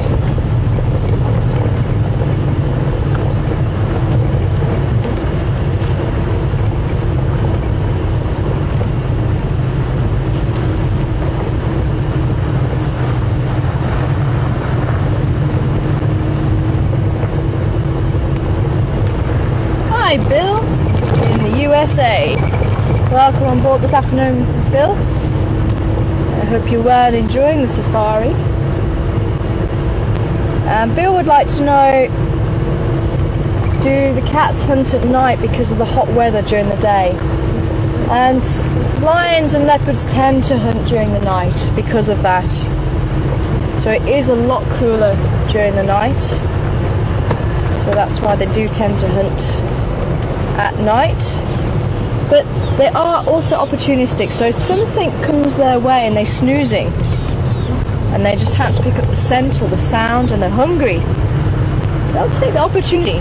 And if they are hungry, if they haven't eaten for quite a while, they will go out and about and hunt even in the heat of the day. I've actually got camera trap pictures in the area that I'm researching. I'm doing my research on leopards, which was actually inspired by following Karula and her family here. But I'm using camera traps because I don't get a chance to see the leopards as often as you do in the Sabi Sands. And we've actually had pictures of the female leopards out and about at 42 degrees in the heat of the day, 12:30 in the afternoon. And I'm pretty sure it's because she was trying to hunt for her cubs. She was making sure her cubs had enough to feed themselves with. So I think it also depends on the situation, the food availability, and as I say, how hungry they are. The more hungry they are, the more they should be moving around, even in the heat of the day, looking for food. But leopards here in the sands seems plenty of opportunity to hunt. So you do tend to get that typical behaviour of them. I'm just having a look in the drainage line here. We've got a nice deep drainage line, perfect for leopards. So yeah, so they'll be moving around during the heat, but otherwise, typical, resting up when it's hot underneath the shade somewhere, and then moving around as it gets cooler. In the winter time, you do tend to get them moving around quite a bit more, as it is a lot cooler first thing in the morning, later in the afternoon, but fairly pleasant temperatures to warm, even sometimes very hot in the winter. Females moving their cubs, they seem to move cubs during the day, again I think to keep out the way of spotted hyenas and lions who are more active at night. But then you have the cheetah, which is a diurnal hunter, so they're more active during the day and they'll hunt during the day, but again they'll tend to hunt more morning and afternoon.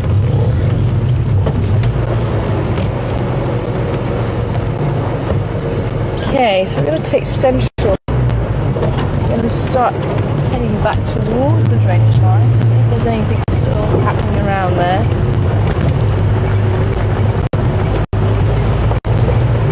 And for those of you who've not seen a termite mound, there we go.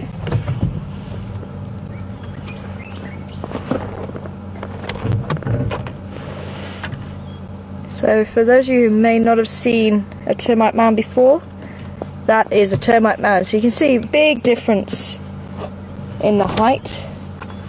And this is actually quite a small one. There's some that are a good couple of meters tall. And what you're seeing is literally the tip of the iceberg. The rest of the nest is underground. So you're seeing probably about a third of what's underground.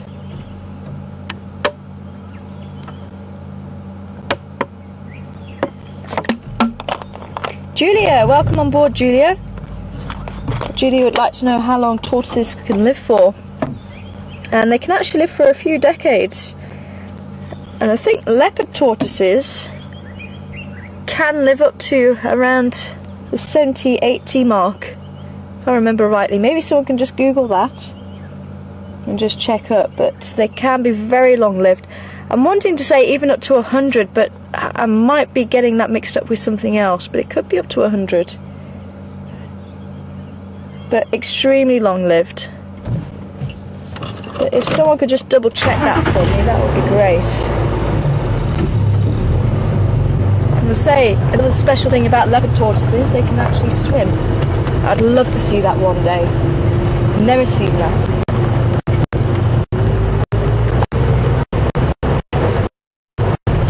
So we're back on Central if anybody's following on the map. And we're heading back towards Gary.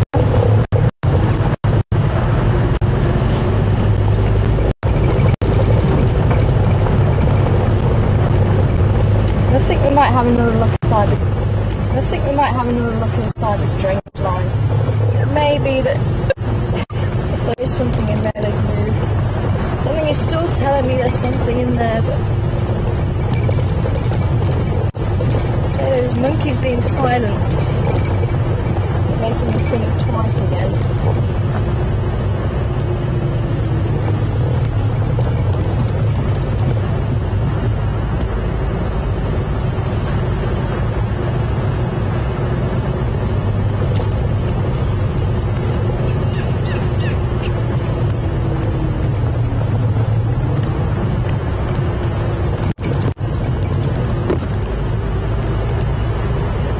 Just knocked your ears.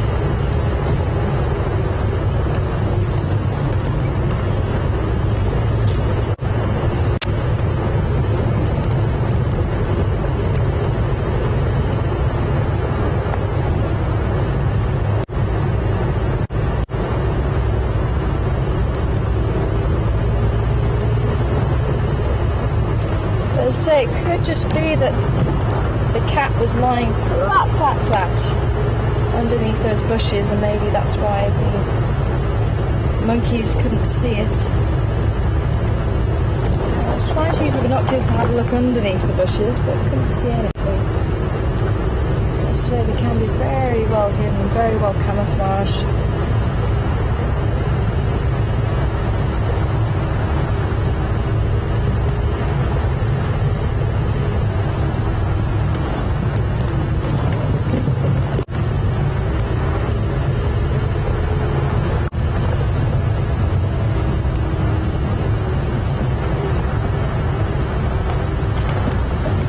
Lucy from Cunningham. Welcome on board, Lucy. And Lucy would like to know if the termites have a queen like the ants do, and yes they do. Oh, okay, we have a new game now, a new quiz. Who sung it? The viewers this morning came up with it, so we have who dung it for the tracks and signs, but we have who sung it for the bird calls. It's sitting just in the top of the tree, so we can show them the bird as well, because that might help them. But who is calling? Which tree? Yeah, the one that's on the middle of the screen now, right at the top. It was there.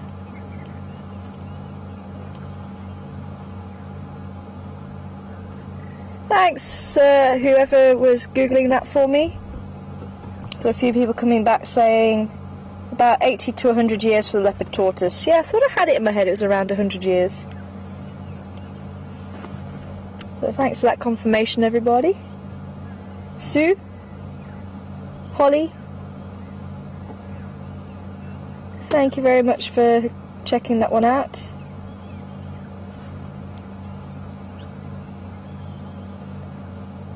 Can't see the bird. I think we might have flown off. So if you guys did manage to hear it, it was a high-pitched squawking sound. So who sung it? Questions at wildearth.tv in the subject line what bird? Or hashtag Safari Live, see who comes back with the correct answer. I think I might have just flown off as we were trying to zoom in. So yeah. You guys have got up. There it is again. Playing with us.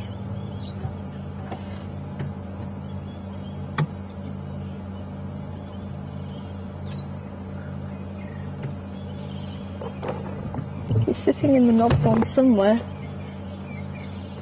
Actually, if we're able to have a look at the knobthorn, this one, I'm just trying to see if it does actually have its namesake on the branch itself. But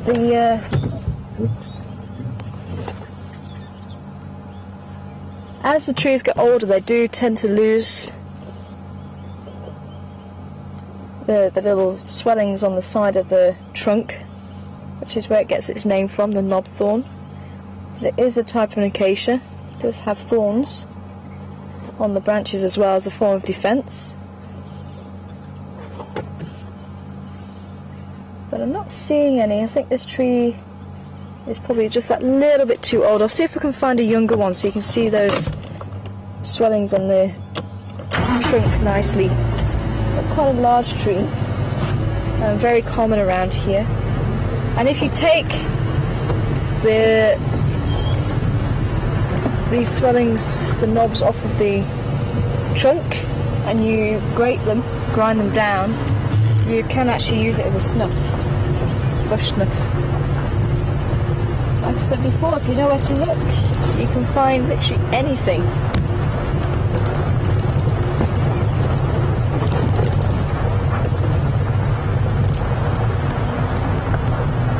Raisa and RC, welcome on board to you this afternoon, and getting the brown-headed parrot for us on the Who Sung It.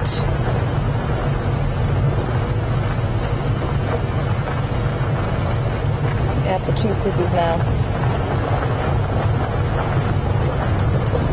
Ah, there we go. You should be able to see those quite nicely. That's the knob thorn there on the right. You see how knobbly it is.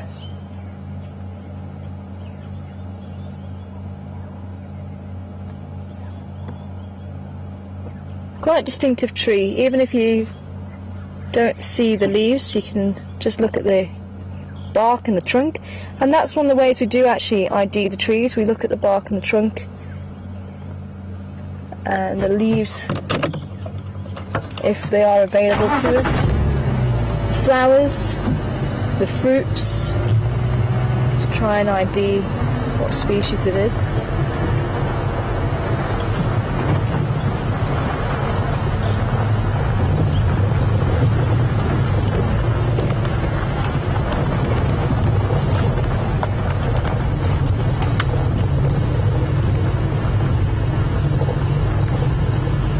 So the brown-headed parrot, it's nice to see that they're still around.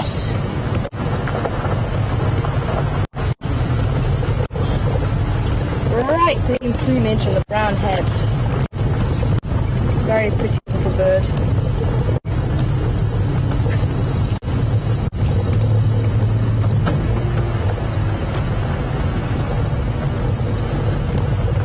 So we're going through giraffe dip, and again we've actually had cats in here quite a lot before.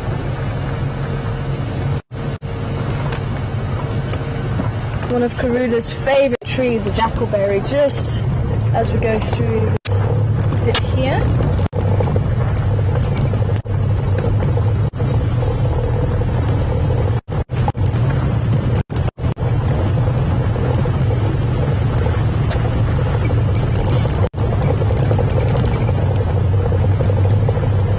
Let's just go and have a quick check here, you never know, and then we'll go back through to the drainage line.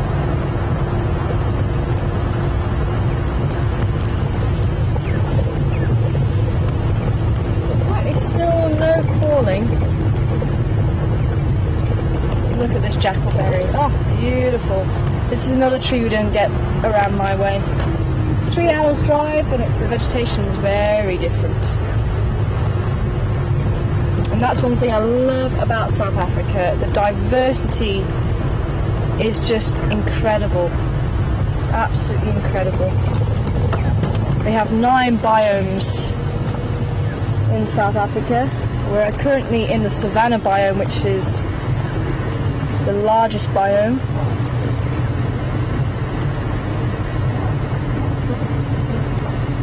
It covers about 1/3 of South Africa. Any cats sitting up there this afternoon? Nope.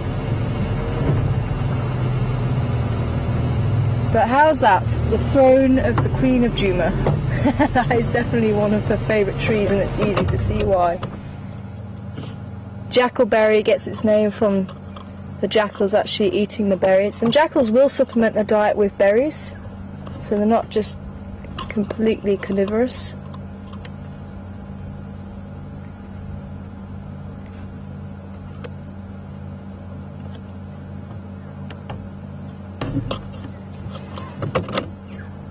But yeah, there's a lot of branches there that look very comfortable for a leopard. But sadly, not today.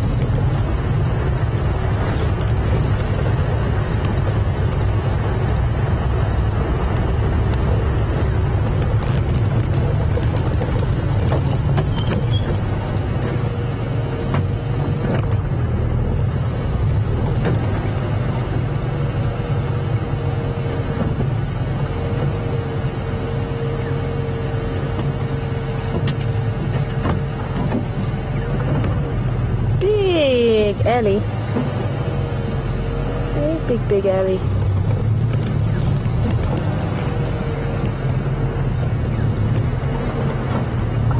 Nothing else.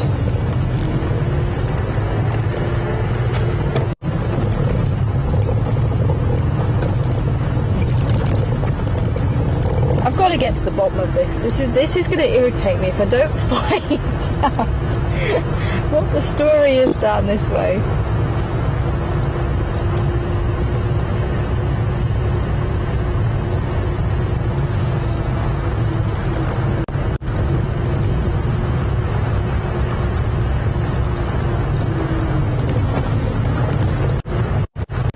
Especially if the impala were also a little bit nervous about crossing the wall. We've got more Ellie tracks leading this way.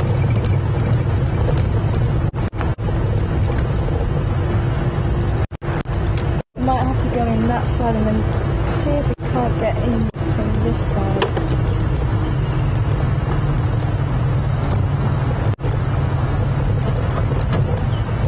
Yeah, I've tried in there, but it's a sheer drop. Monkey, directly opposite us again. Let's see what Monkey's doing. Come on, monkeys. Did you pick up anything?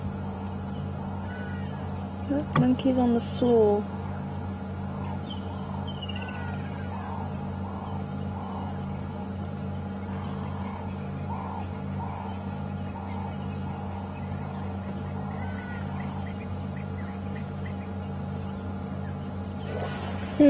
Well, monkeys must have come along this way, and if there was no alarm calls heard, you should be able to hear the alarm calls from the waterhole camera from there. So if they didn't see anything there, maybe it is just coincidence.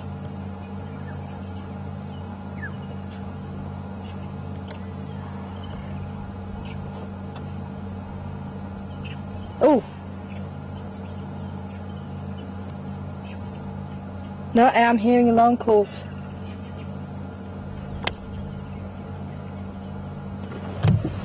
I'm hearing them, but it's over that side.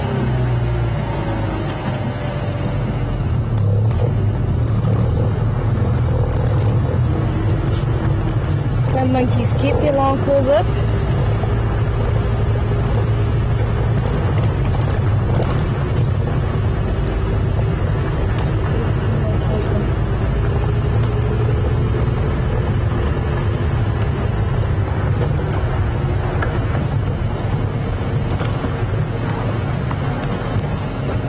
Hear them.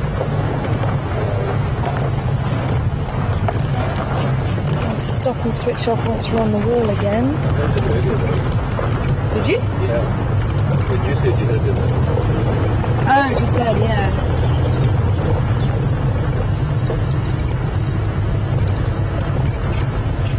Yeah, straight ahead.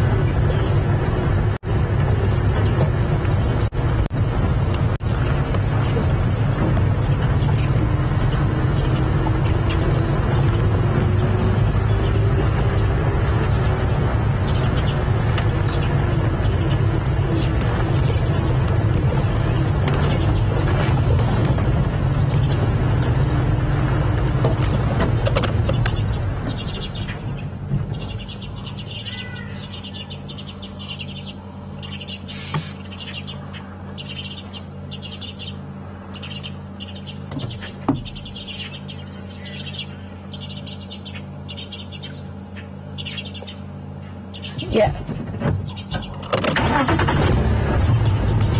This way. Keep it up, monkeys, we're coming. Keep it up.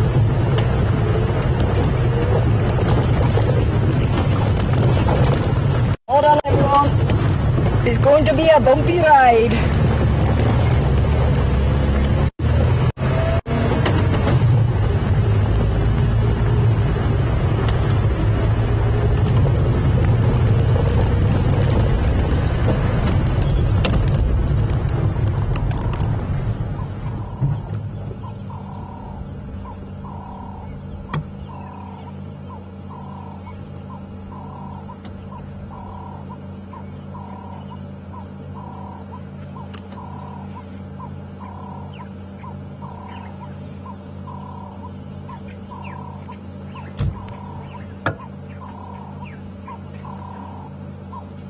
Problem is the wind's blowing in the wrong direction.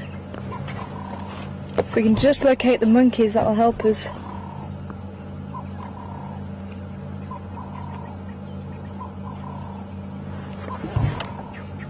Oh, it's a lodge. It's a lodge, it's a lodge, it's a lodge.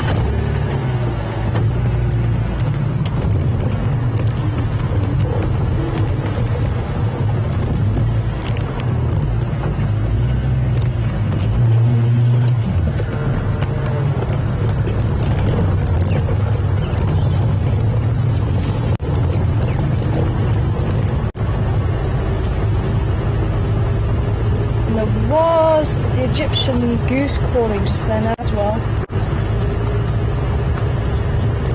But I think I might be needing to go into the drainage line.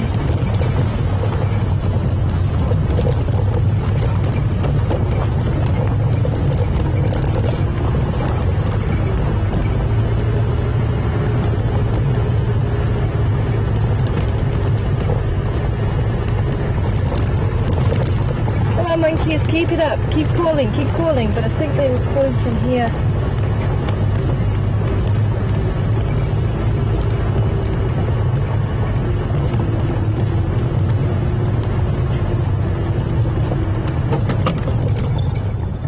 Just give me a second.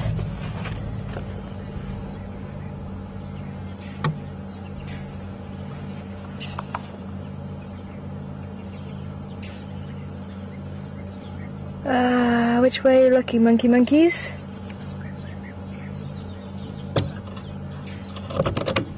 It sounds further this way, but it could be looking towards... the drainage line. But I think they're this side. I think we might need to just turn the camera that way for now. There they are, there they are, there they are. Okay, monkeys. Where are you looking?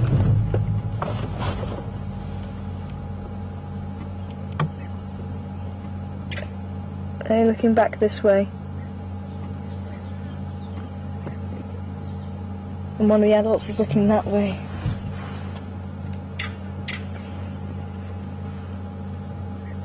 No. Drainage line. He's looking to the drainage line when he's calling.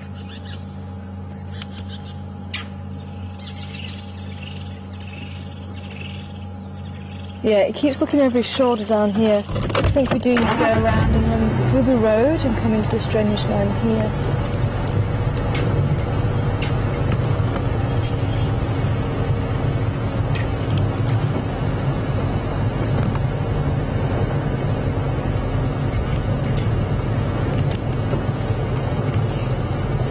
Yeah, there's the goose. Goose was also calling as well.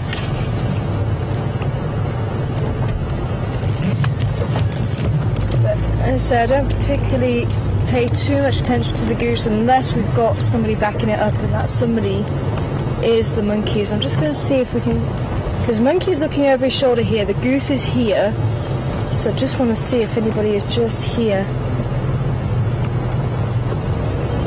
Otherwise I think we are going to have to go into the drainage line, but that involves driving all the way around.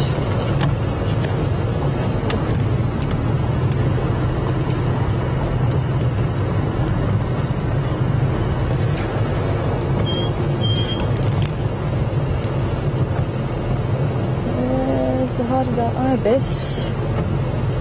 It is a youngster though. And there was a heron sitting here. I'm just going to see. No, he is still calling.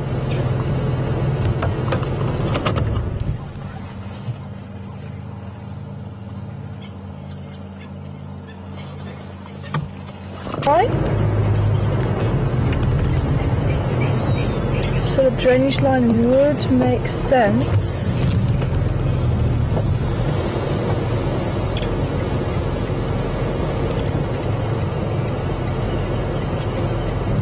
Yeah, I think we're just going to have to get in here and have a look. Is he still looking this way?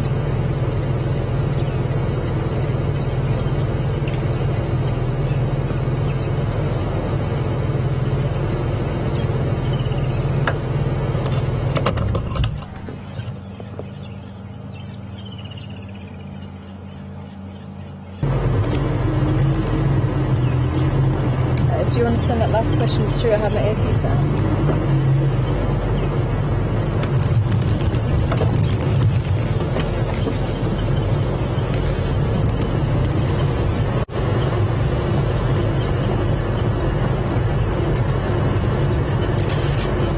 Hi, Bill in New Jersey.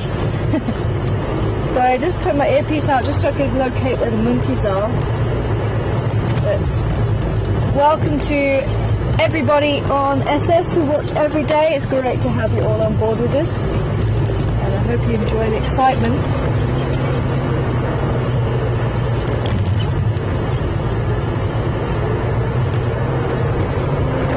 This has gone quiet. Don't like that.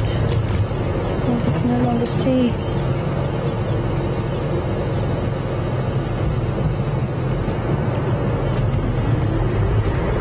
Oh, apparently people can see the leopard.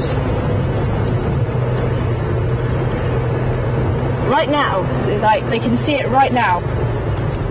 Apparently it's right here. Did we drive past it? This is it right now, they can see it. This side of the waterhole.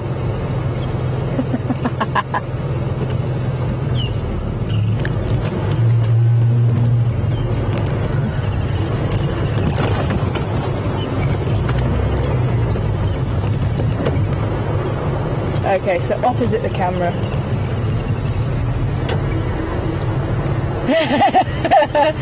So everyone can see it except us. Yay! Cobras!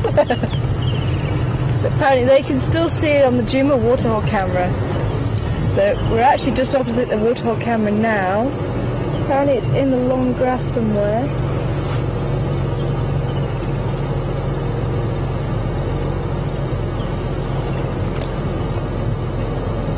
Okay, so it is. Yeah, so it is. So monkey is right. It's down there by the fence. By the fence. Long grass by the fence. So it is. The camera can look down the way. Yeah, so it is. So monkey is right. It's down there by the fence. Drive all the way around. So the camera can look down the way there. I think we need to go into the drainage line, which means we're going to have to drive all the way around. I think it might be on that lip where we can't see, because it's quite a steep drop. I think it might be on that lip. We very see because it's quite a steep drop.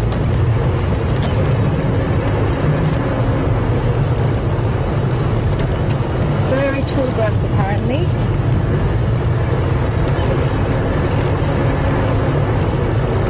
Close to where what was?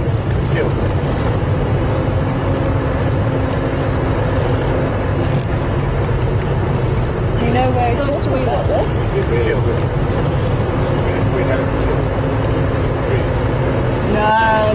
No, the camera would. Do you know where it's talking about? It's too far. The bush boat. No, the camera wouldn't pick that up. No, that's too far.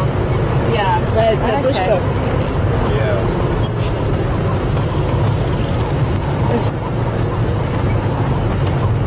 Yeah, okay. Tree down by the large camera side. So yeah, I think we still have to go around.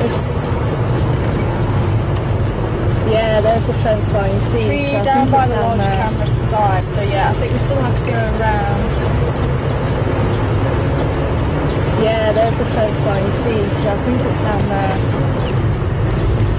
Hold on to that thought, people. So yeah, I think it is further down that side, right back next to the fence. Hold on to that thought, people. So yeah, I think it is further down that side, right back next to the fence.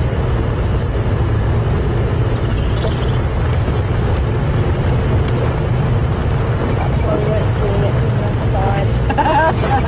So everyone's shouting directions. I can't hear you. So everyone's shouting directions. I can't hear you. I don't know whereabouts it is. So the monkey was looking over his shoulder down to that drainage line. So the monkey was looking over his shoulder down into that drainage line. So we're going to make our way down towards the dam and get in there, because the water has receded. So we used to take this trail quite a lot. So hopefully if I can get down onto this side, we can maybe go and have a look for this leopard a bit closer. Okay. Towards the lodge, towards the fence, close to where the tree is. Just lying down here somewhere in the tall grass.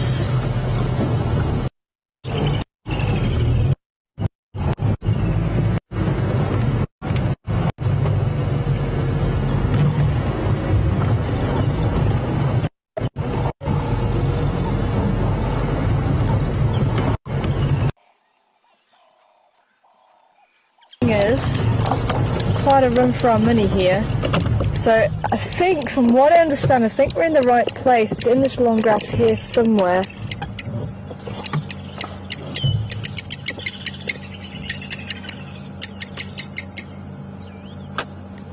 But how are we not seeing this cat? Absolutely incredible. Just goes to show how well they can hide.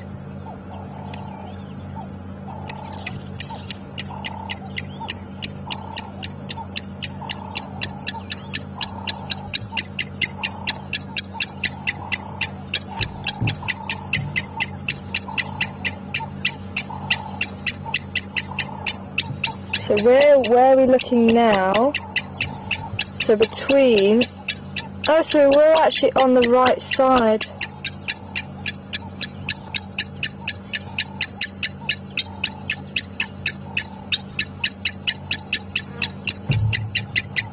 Sorry, little one. Blacksmith Lapwing is not impressed with me right now.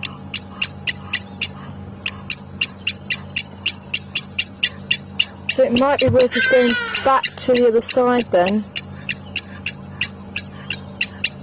Now that I roughly know where.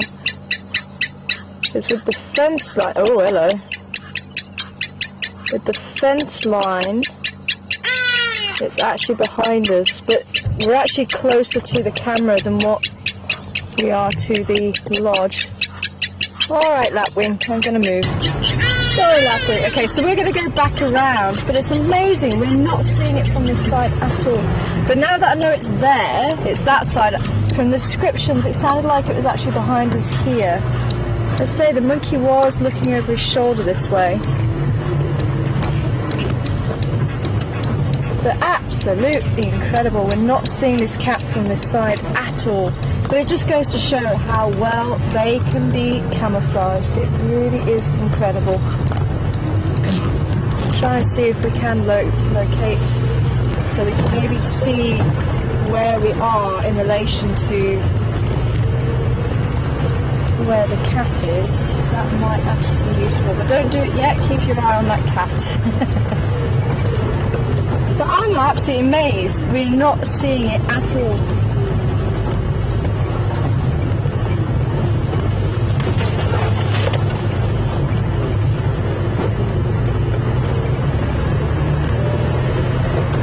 Okay, So we were in the right area, so it could just be that we were just on the wrong side of that log.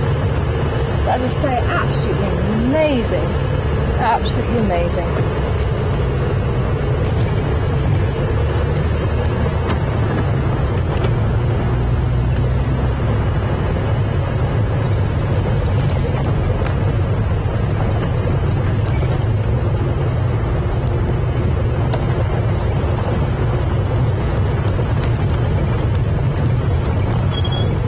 Well done to the Zoomy for locating the cat. I wonder how long the cat was on the camera for. We're also following the paws of the monkey.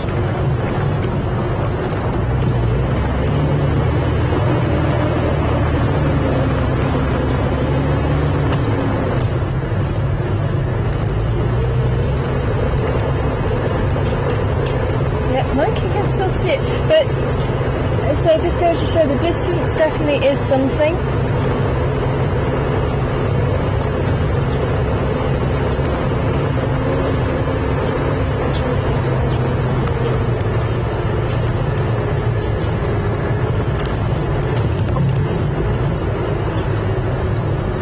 Okay, so we should be able to see, because we're actually behind the camera now, so we should be able to see it in the long grass. That way. Okay, I think I know roughly where we need to go now. Because I'd love to find out. I wonder if we've got an ID on that leopard. Because I wonder if it is Bravula. I do wonder. Just remember, she was last seen heading towards the block just in front of us. So she may have popped out this side.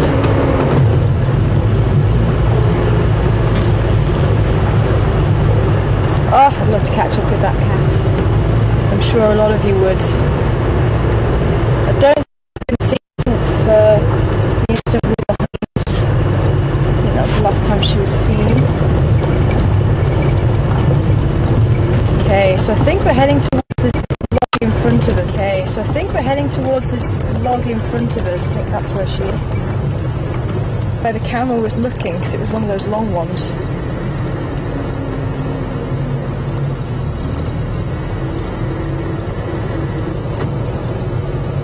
Okay, so somewhere here.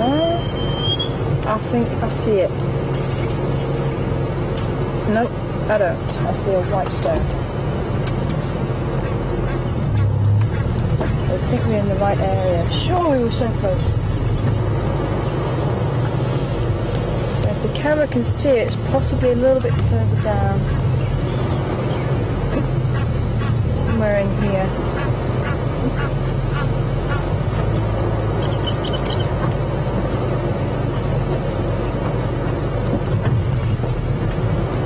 I'm just going to swing my nose in as I'm keeping my distance just so we don't disturb the cat.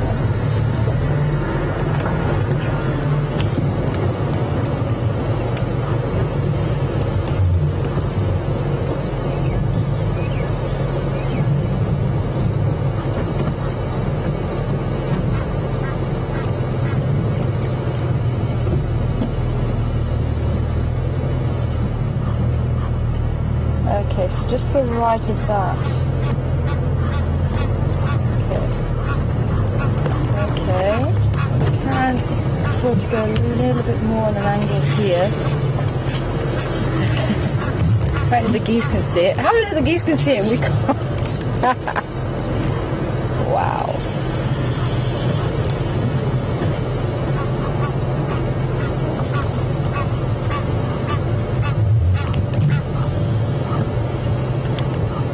Okay, we're roughly about level with the camera.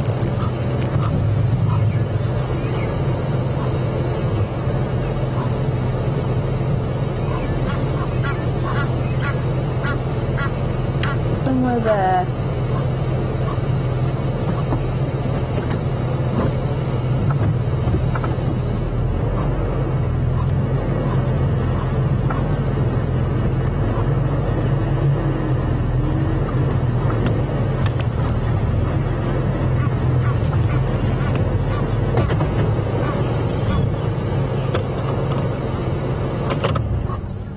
Oh wow.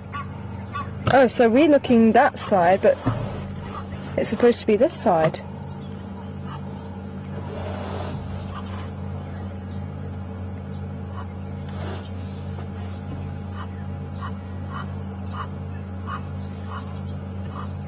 Somewhere in here. Okay, we were under the impression it was here.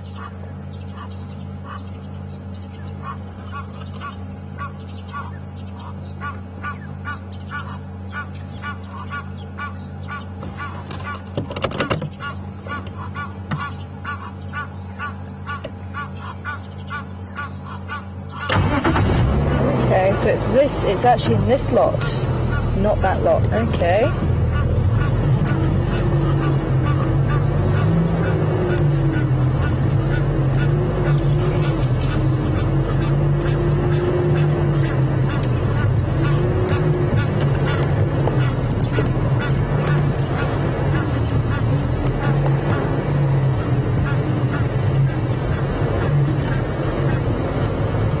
And apparently we just had it on camera.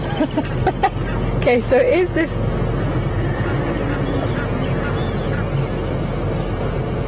How crazy is this? Is it? We're definitely getting a nice view of this leopard. It's not a wild goose chase, is it?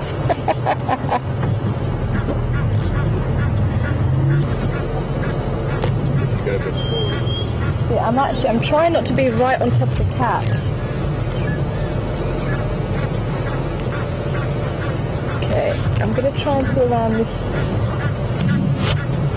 Okay, so I'm really trying to get a view of the cat, but without actually getting on top of it.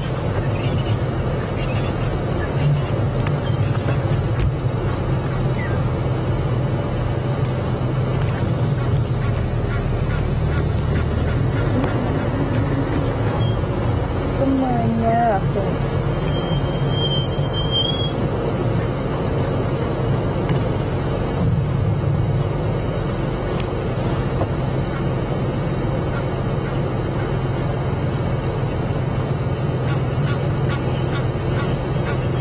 I think I'm seeing it. Because once I put a lock on it, if I can see it, then at least I can work around it, but my worry is disturbing it.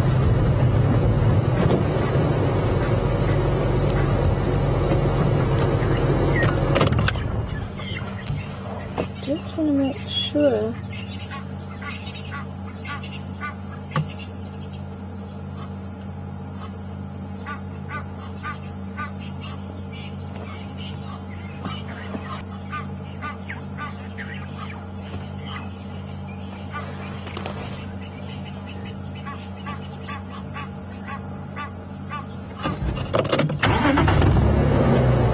I'm going to see if we can't get down to the water's edge and come up.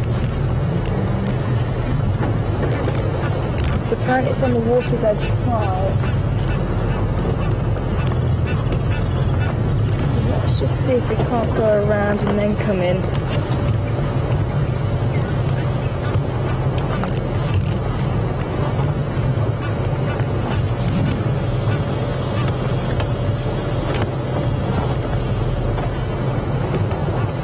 Ah, so it was this log, I think, that they were saying about the terrapin sitting on, because I was thinking it was the log at the back. So it's actually right next to the camera by the looks of it. So somewhere in here, that's where the cat is.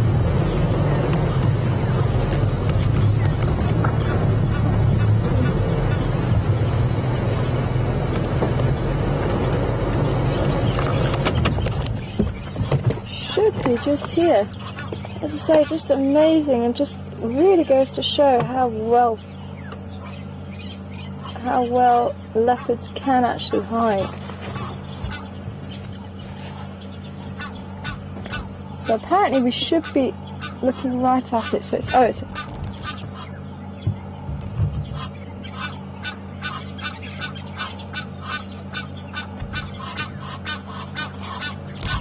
see. The geese, I'm sure the geese can see it as well.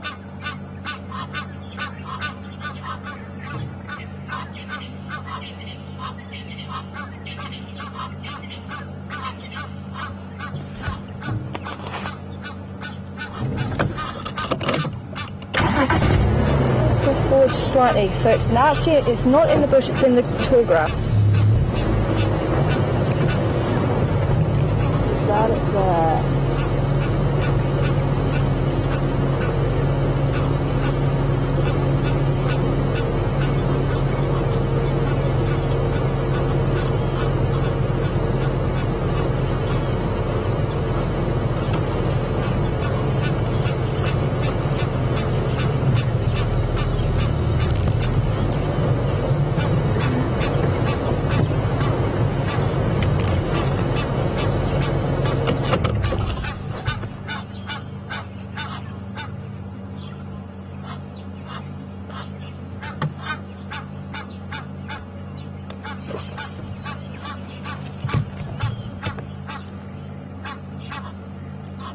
Okay, so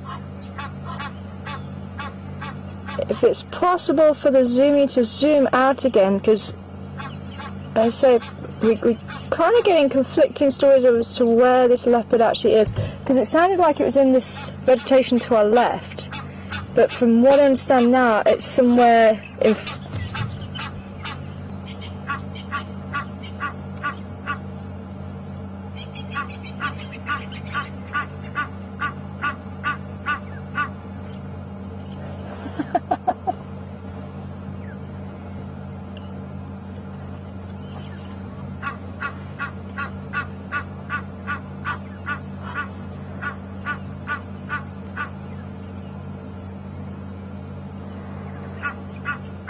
So it's in this grassy area in front of us, by the sounds of it then.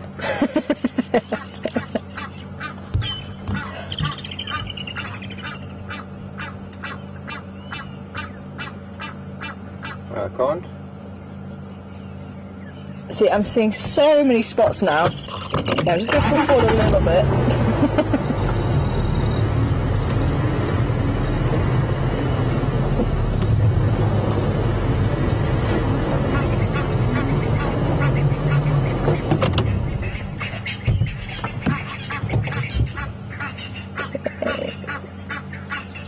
Somewhere. Oh, this is incredible. And this is actually, I've often wondered how many times we drive past leopard, and this really does prove we must drive past them a lot, because there is a leopard in here somewhere.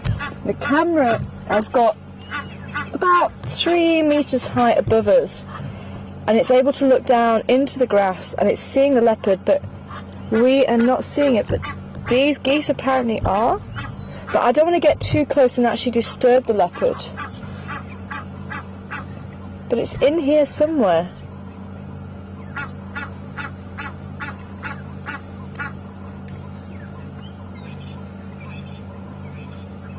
And it would actually be really nice if the leopard would be so kind as to stand up and take a bow at how well it has hidden.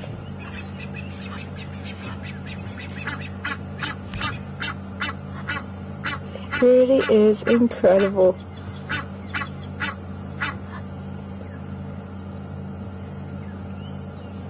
Wow, wow, wow, wow.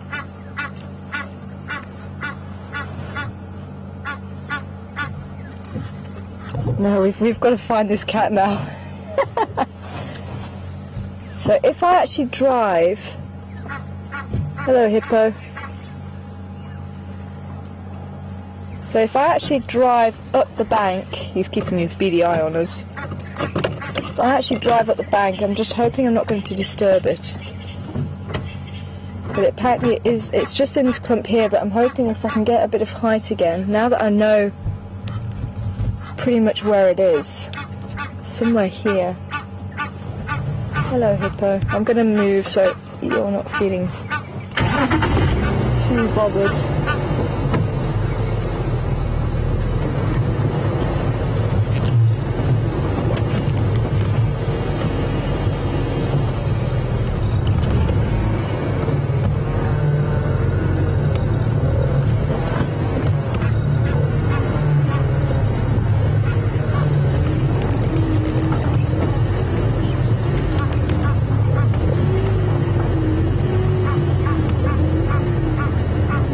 somewhere in here.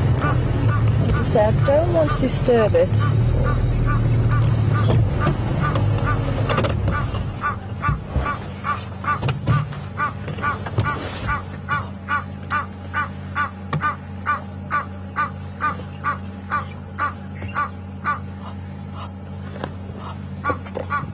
Apparently we just drove in front of it. So are we sitting in front of it now?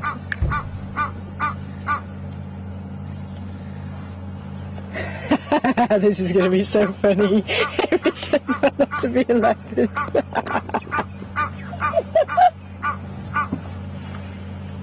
I'm really hoping.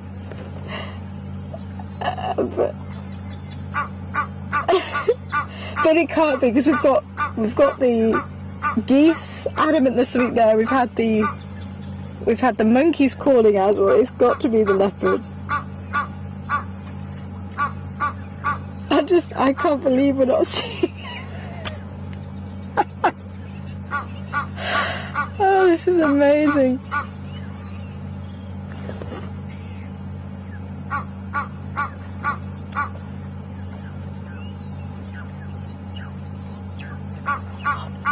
Oh wow.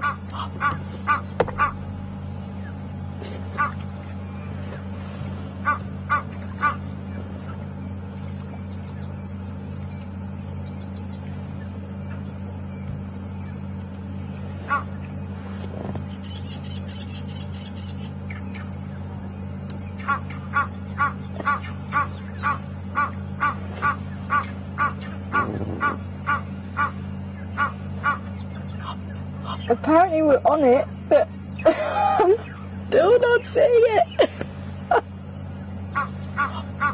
I think it's the bottom of your screen now, to the right, just the right screen, right, bottom right. Yeah, I think that's where it's saying. No, it's now the left.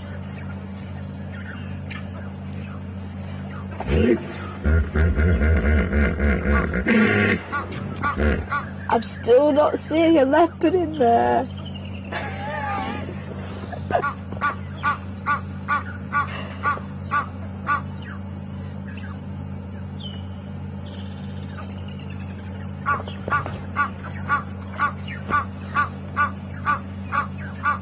Too far, so you need to go down a little bit.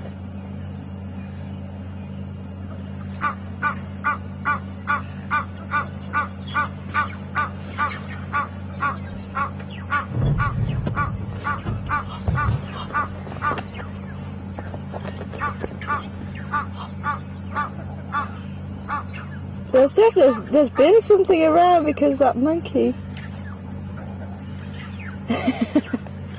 But I'm really struggling to see where this leopard is. I mean, we're supposed to be right on top of it. I'm still not seeing it.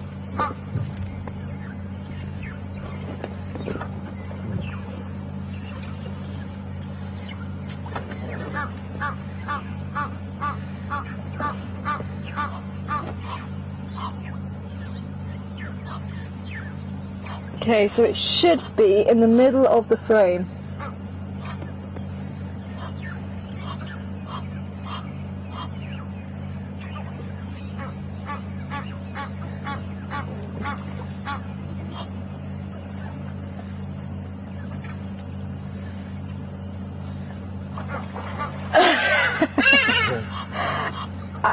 I'm still not convinced it's here. But the monkey has been calling. I think we might have been led on a wild goose chase here.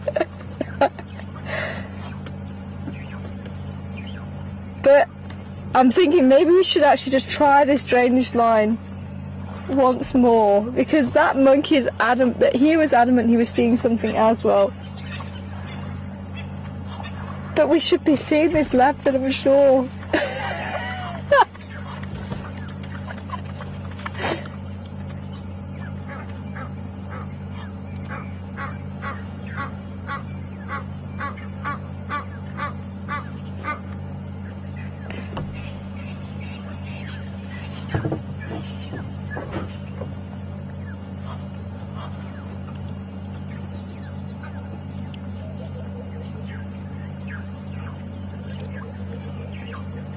So what I'm hearing is it should be 2 meters, I think, into the long grass, and I'm just not seeing it at all. The monkey is still calling.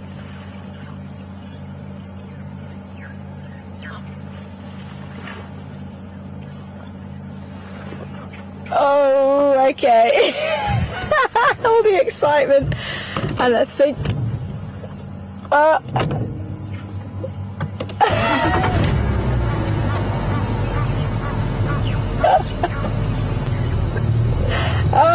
think we've had a bit of a goose chase, but the monkey is still calling, so there is a bit around here, but I don't think it's here unless I'm about to drive over it. I don't know, because it is. Oh, we should be seeing it. We should be seeing it, and we're not.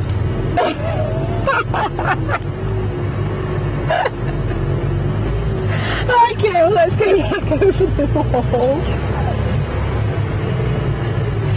Oh, brilliant. Oh, wow.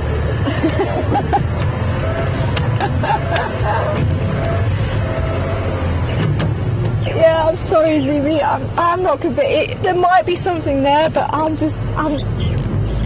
yeah, we should be seeing it. We should be seeing it.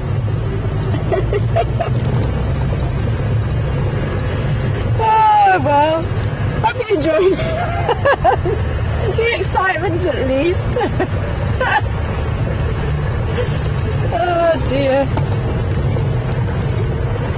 Okay, well, let's head round to see if there was any movement from the quarantine nail.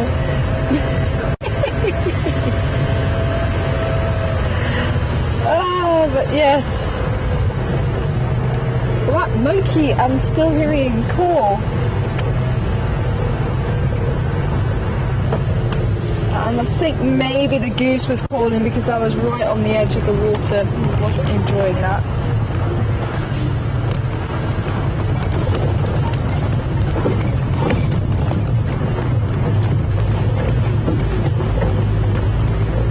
Oh well. You win some, you lose some.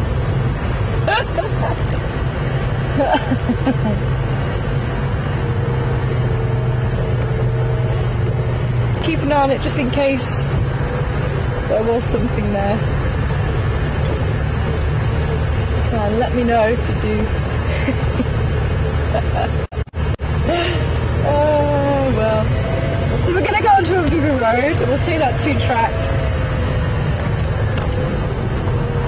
And we'll see if we can't bump into a leopard that monkey might have seen.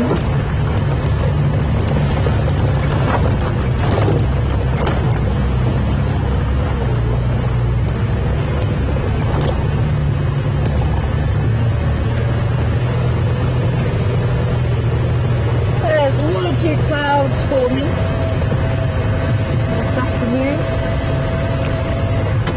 And funnily enough, I'm definitely starting to see that difference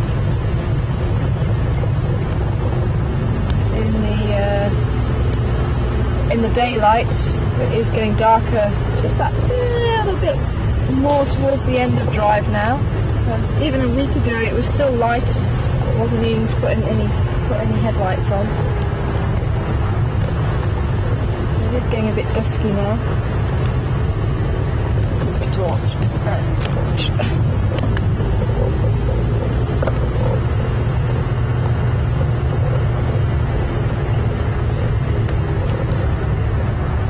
So the power of technology,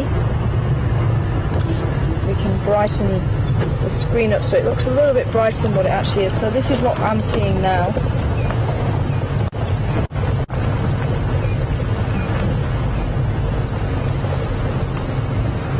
Monkey's gone quiet.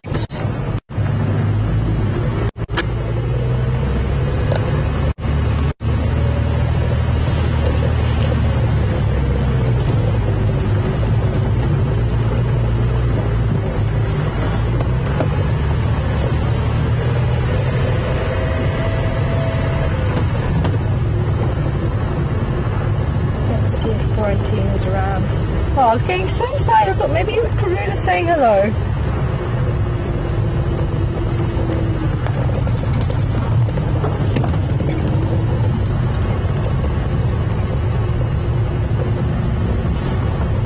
But we didn't see it, so that monkey kept looking over its shoulder, and the goose possibly was calling because I was on the water's edge.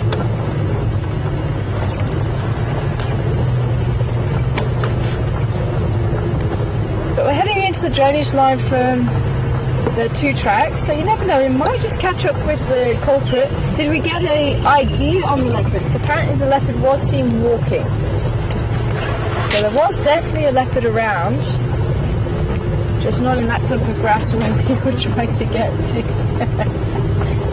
As I said, I didn't see it walking, but there's so many little nooks and crannies where it can hide.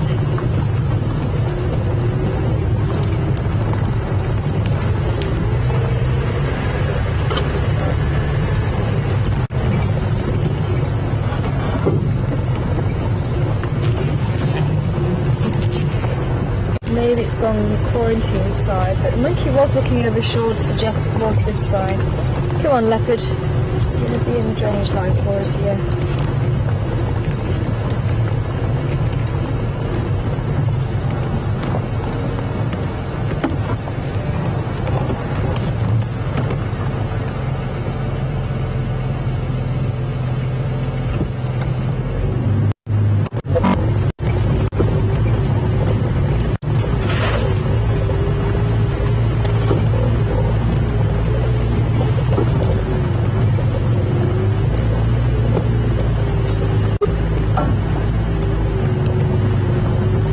Have a look here and just see.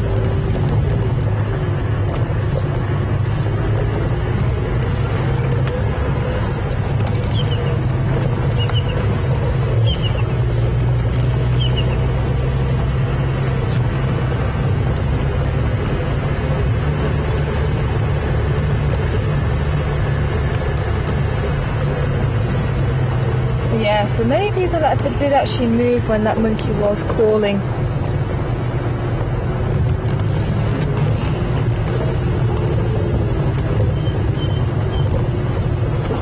Walking this way.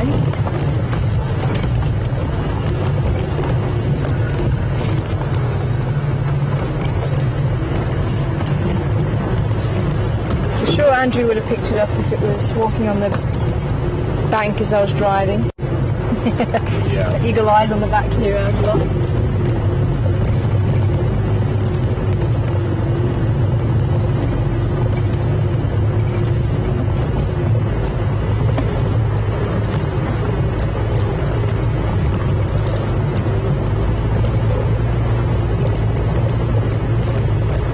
Back of the drainage line now.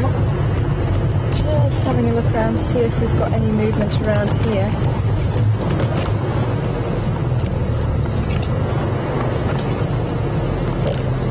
And as I say, it could be that the quarantine male has finished his meal.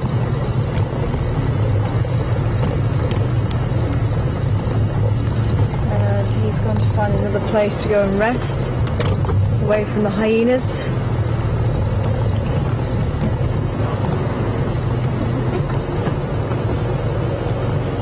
Definitely nothing in the tree.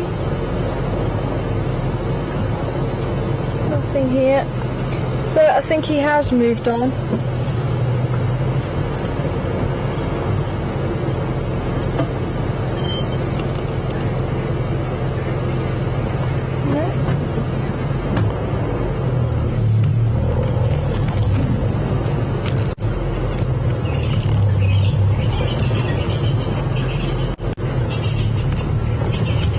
Well have been him at Gary Down.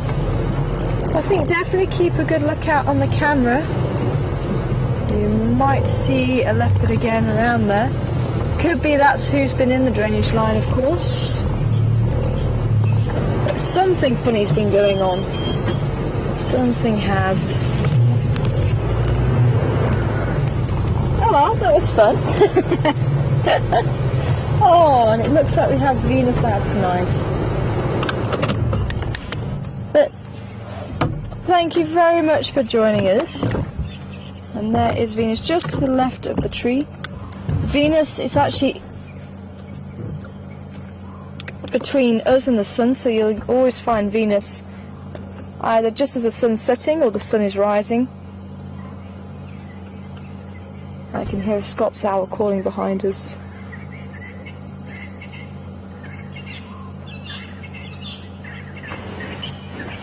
Venus, her year is actually shorter than her day length by about 20 or 30 days, if I remember correctly.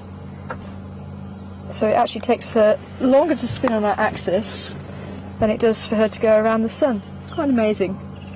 But thank you very much, everybody. Thank you for all your questions, and thank you for almost pointing us in the right direction for a leopard. That was a lot of fun. My name's Tara, and joining me on camera has been Andrew, and Brian has been back in final control with the thumb. I hope you'll join us tomorrow morning for some more excitement here on Wild Earth. But for now, take care, and we'll see you again soon. Bye for now.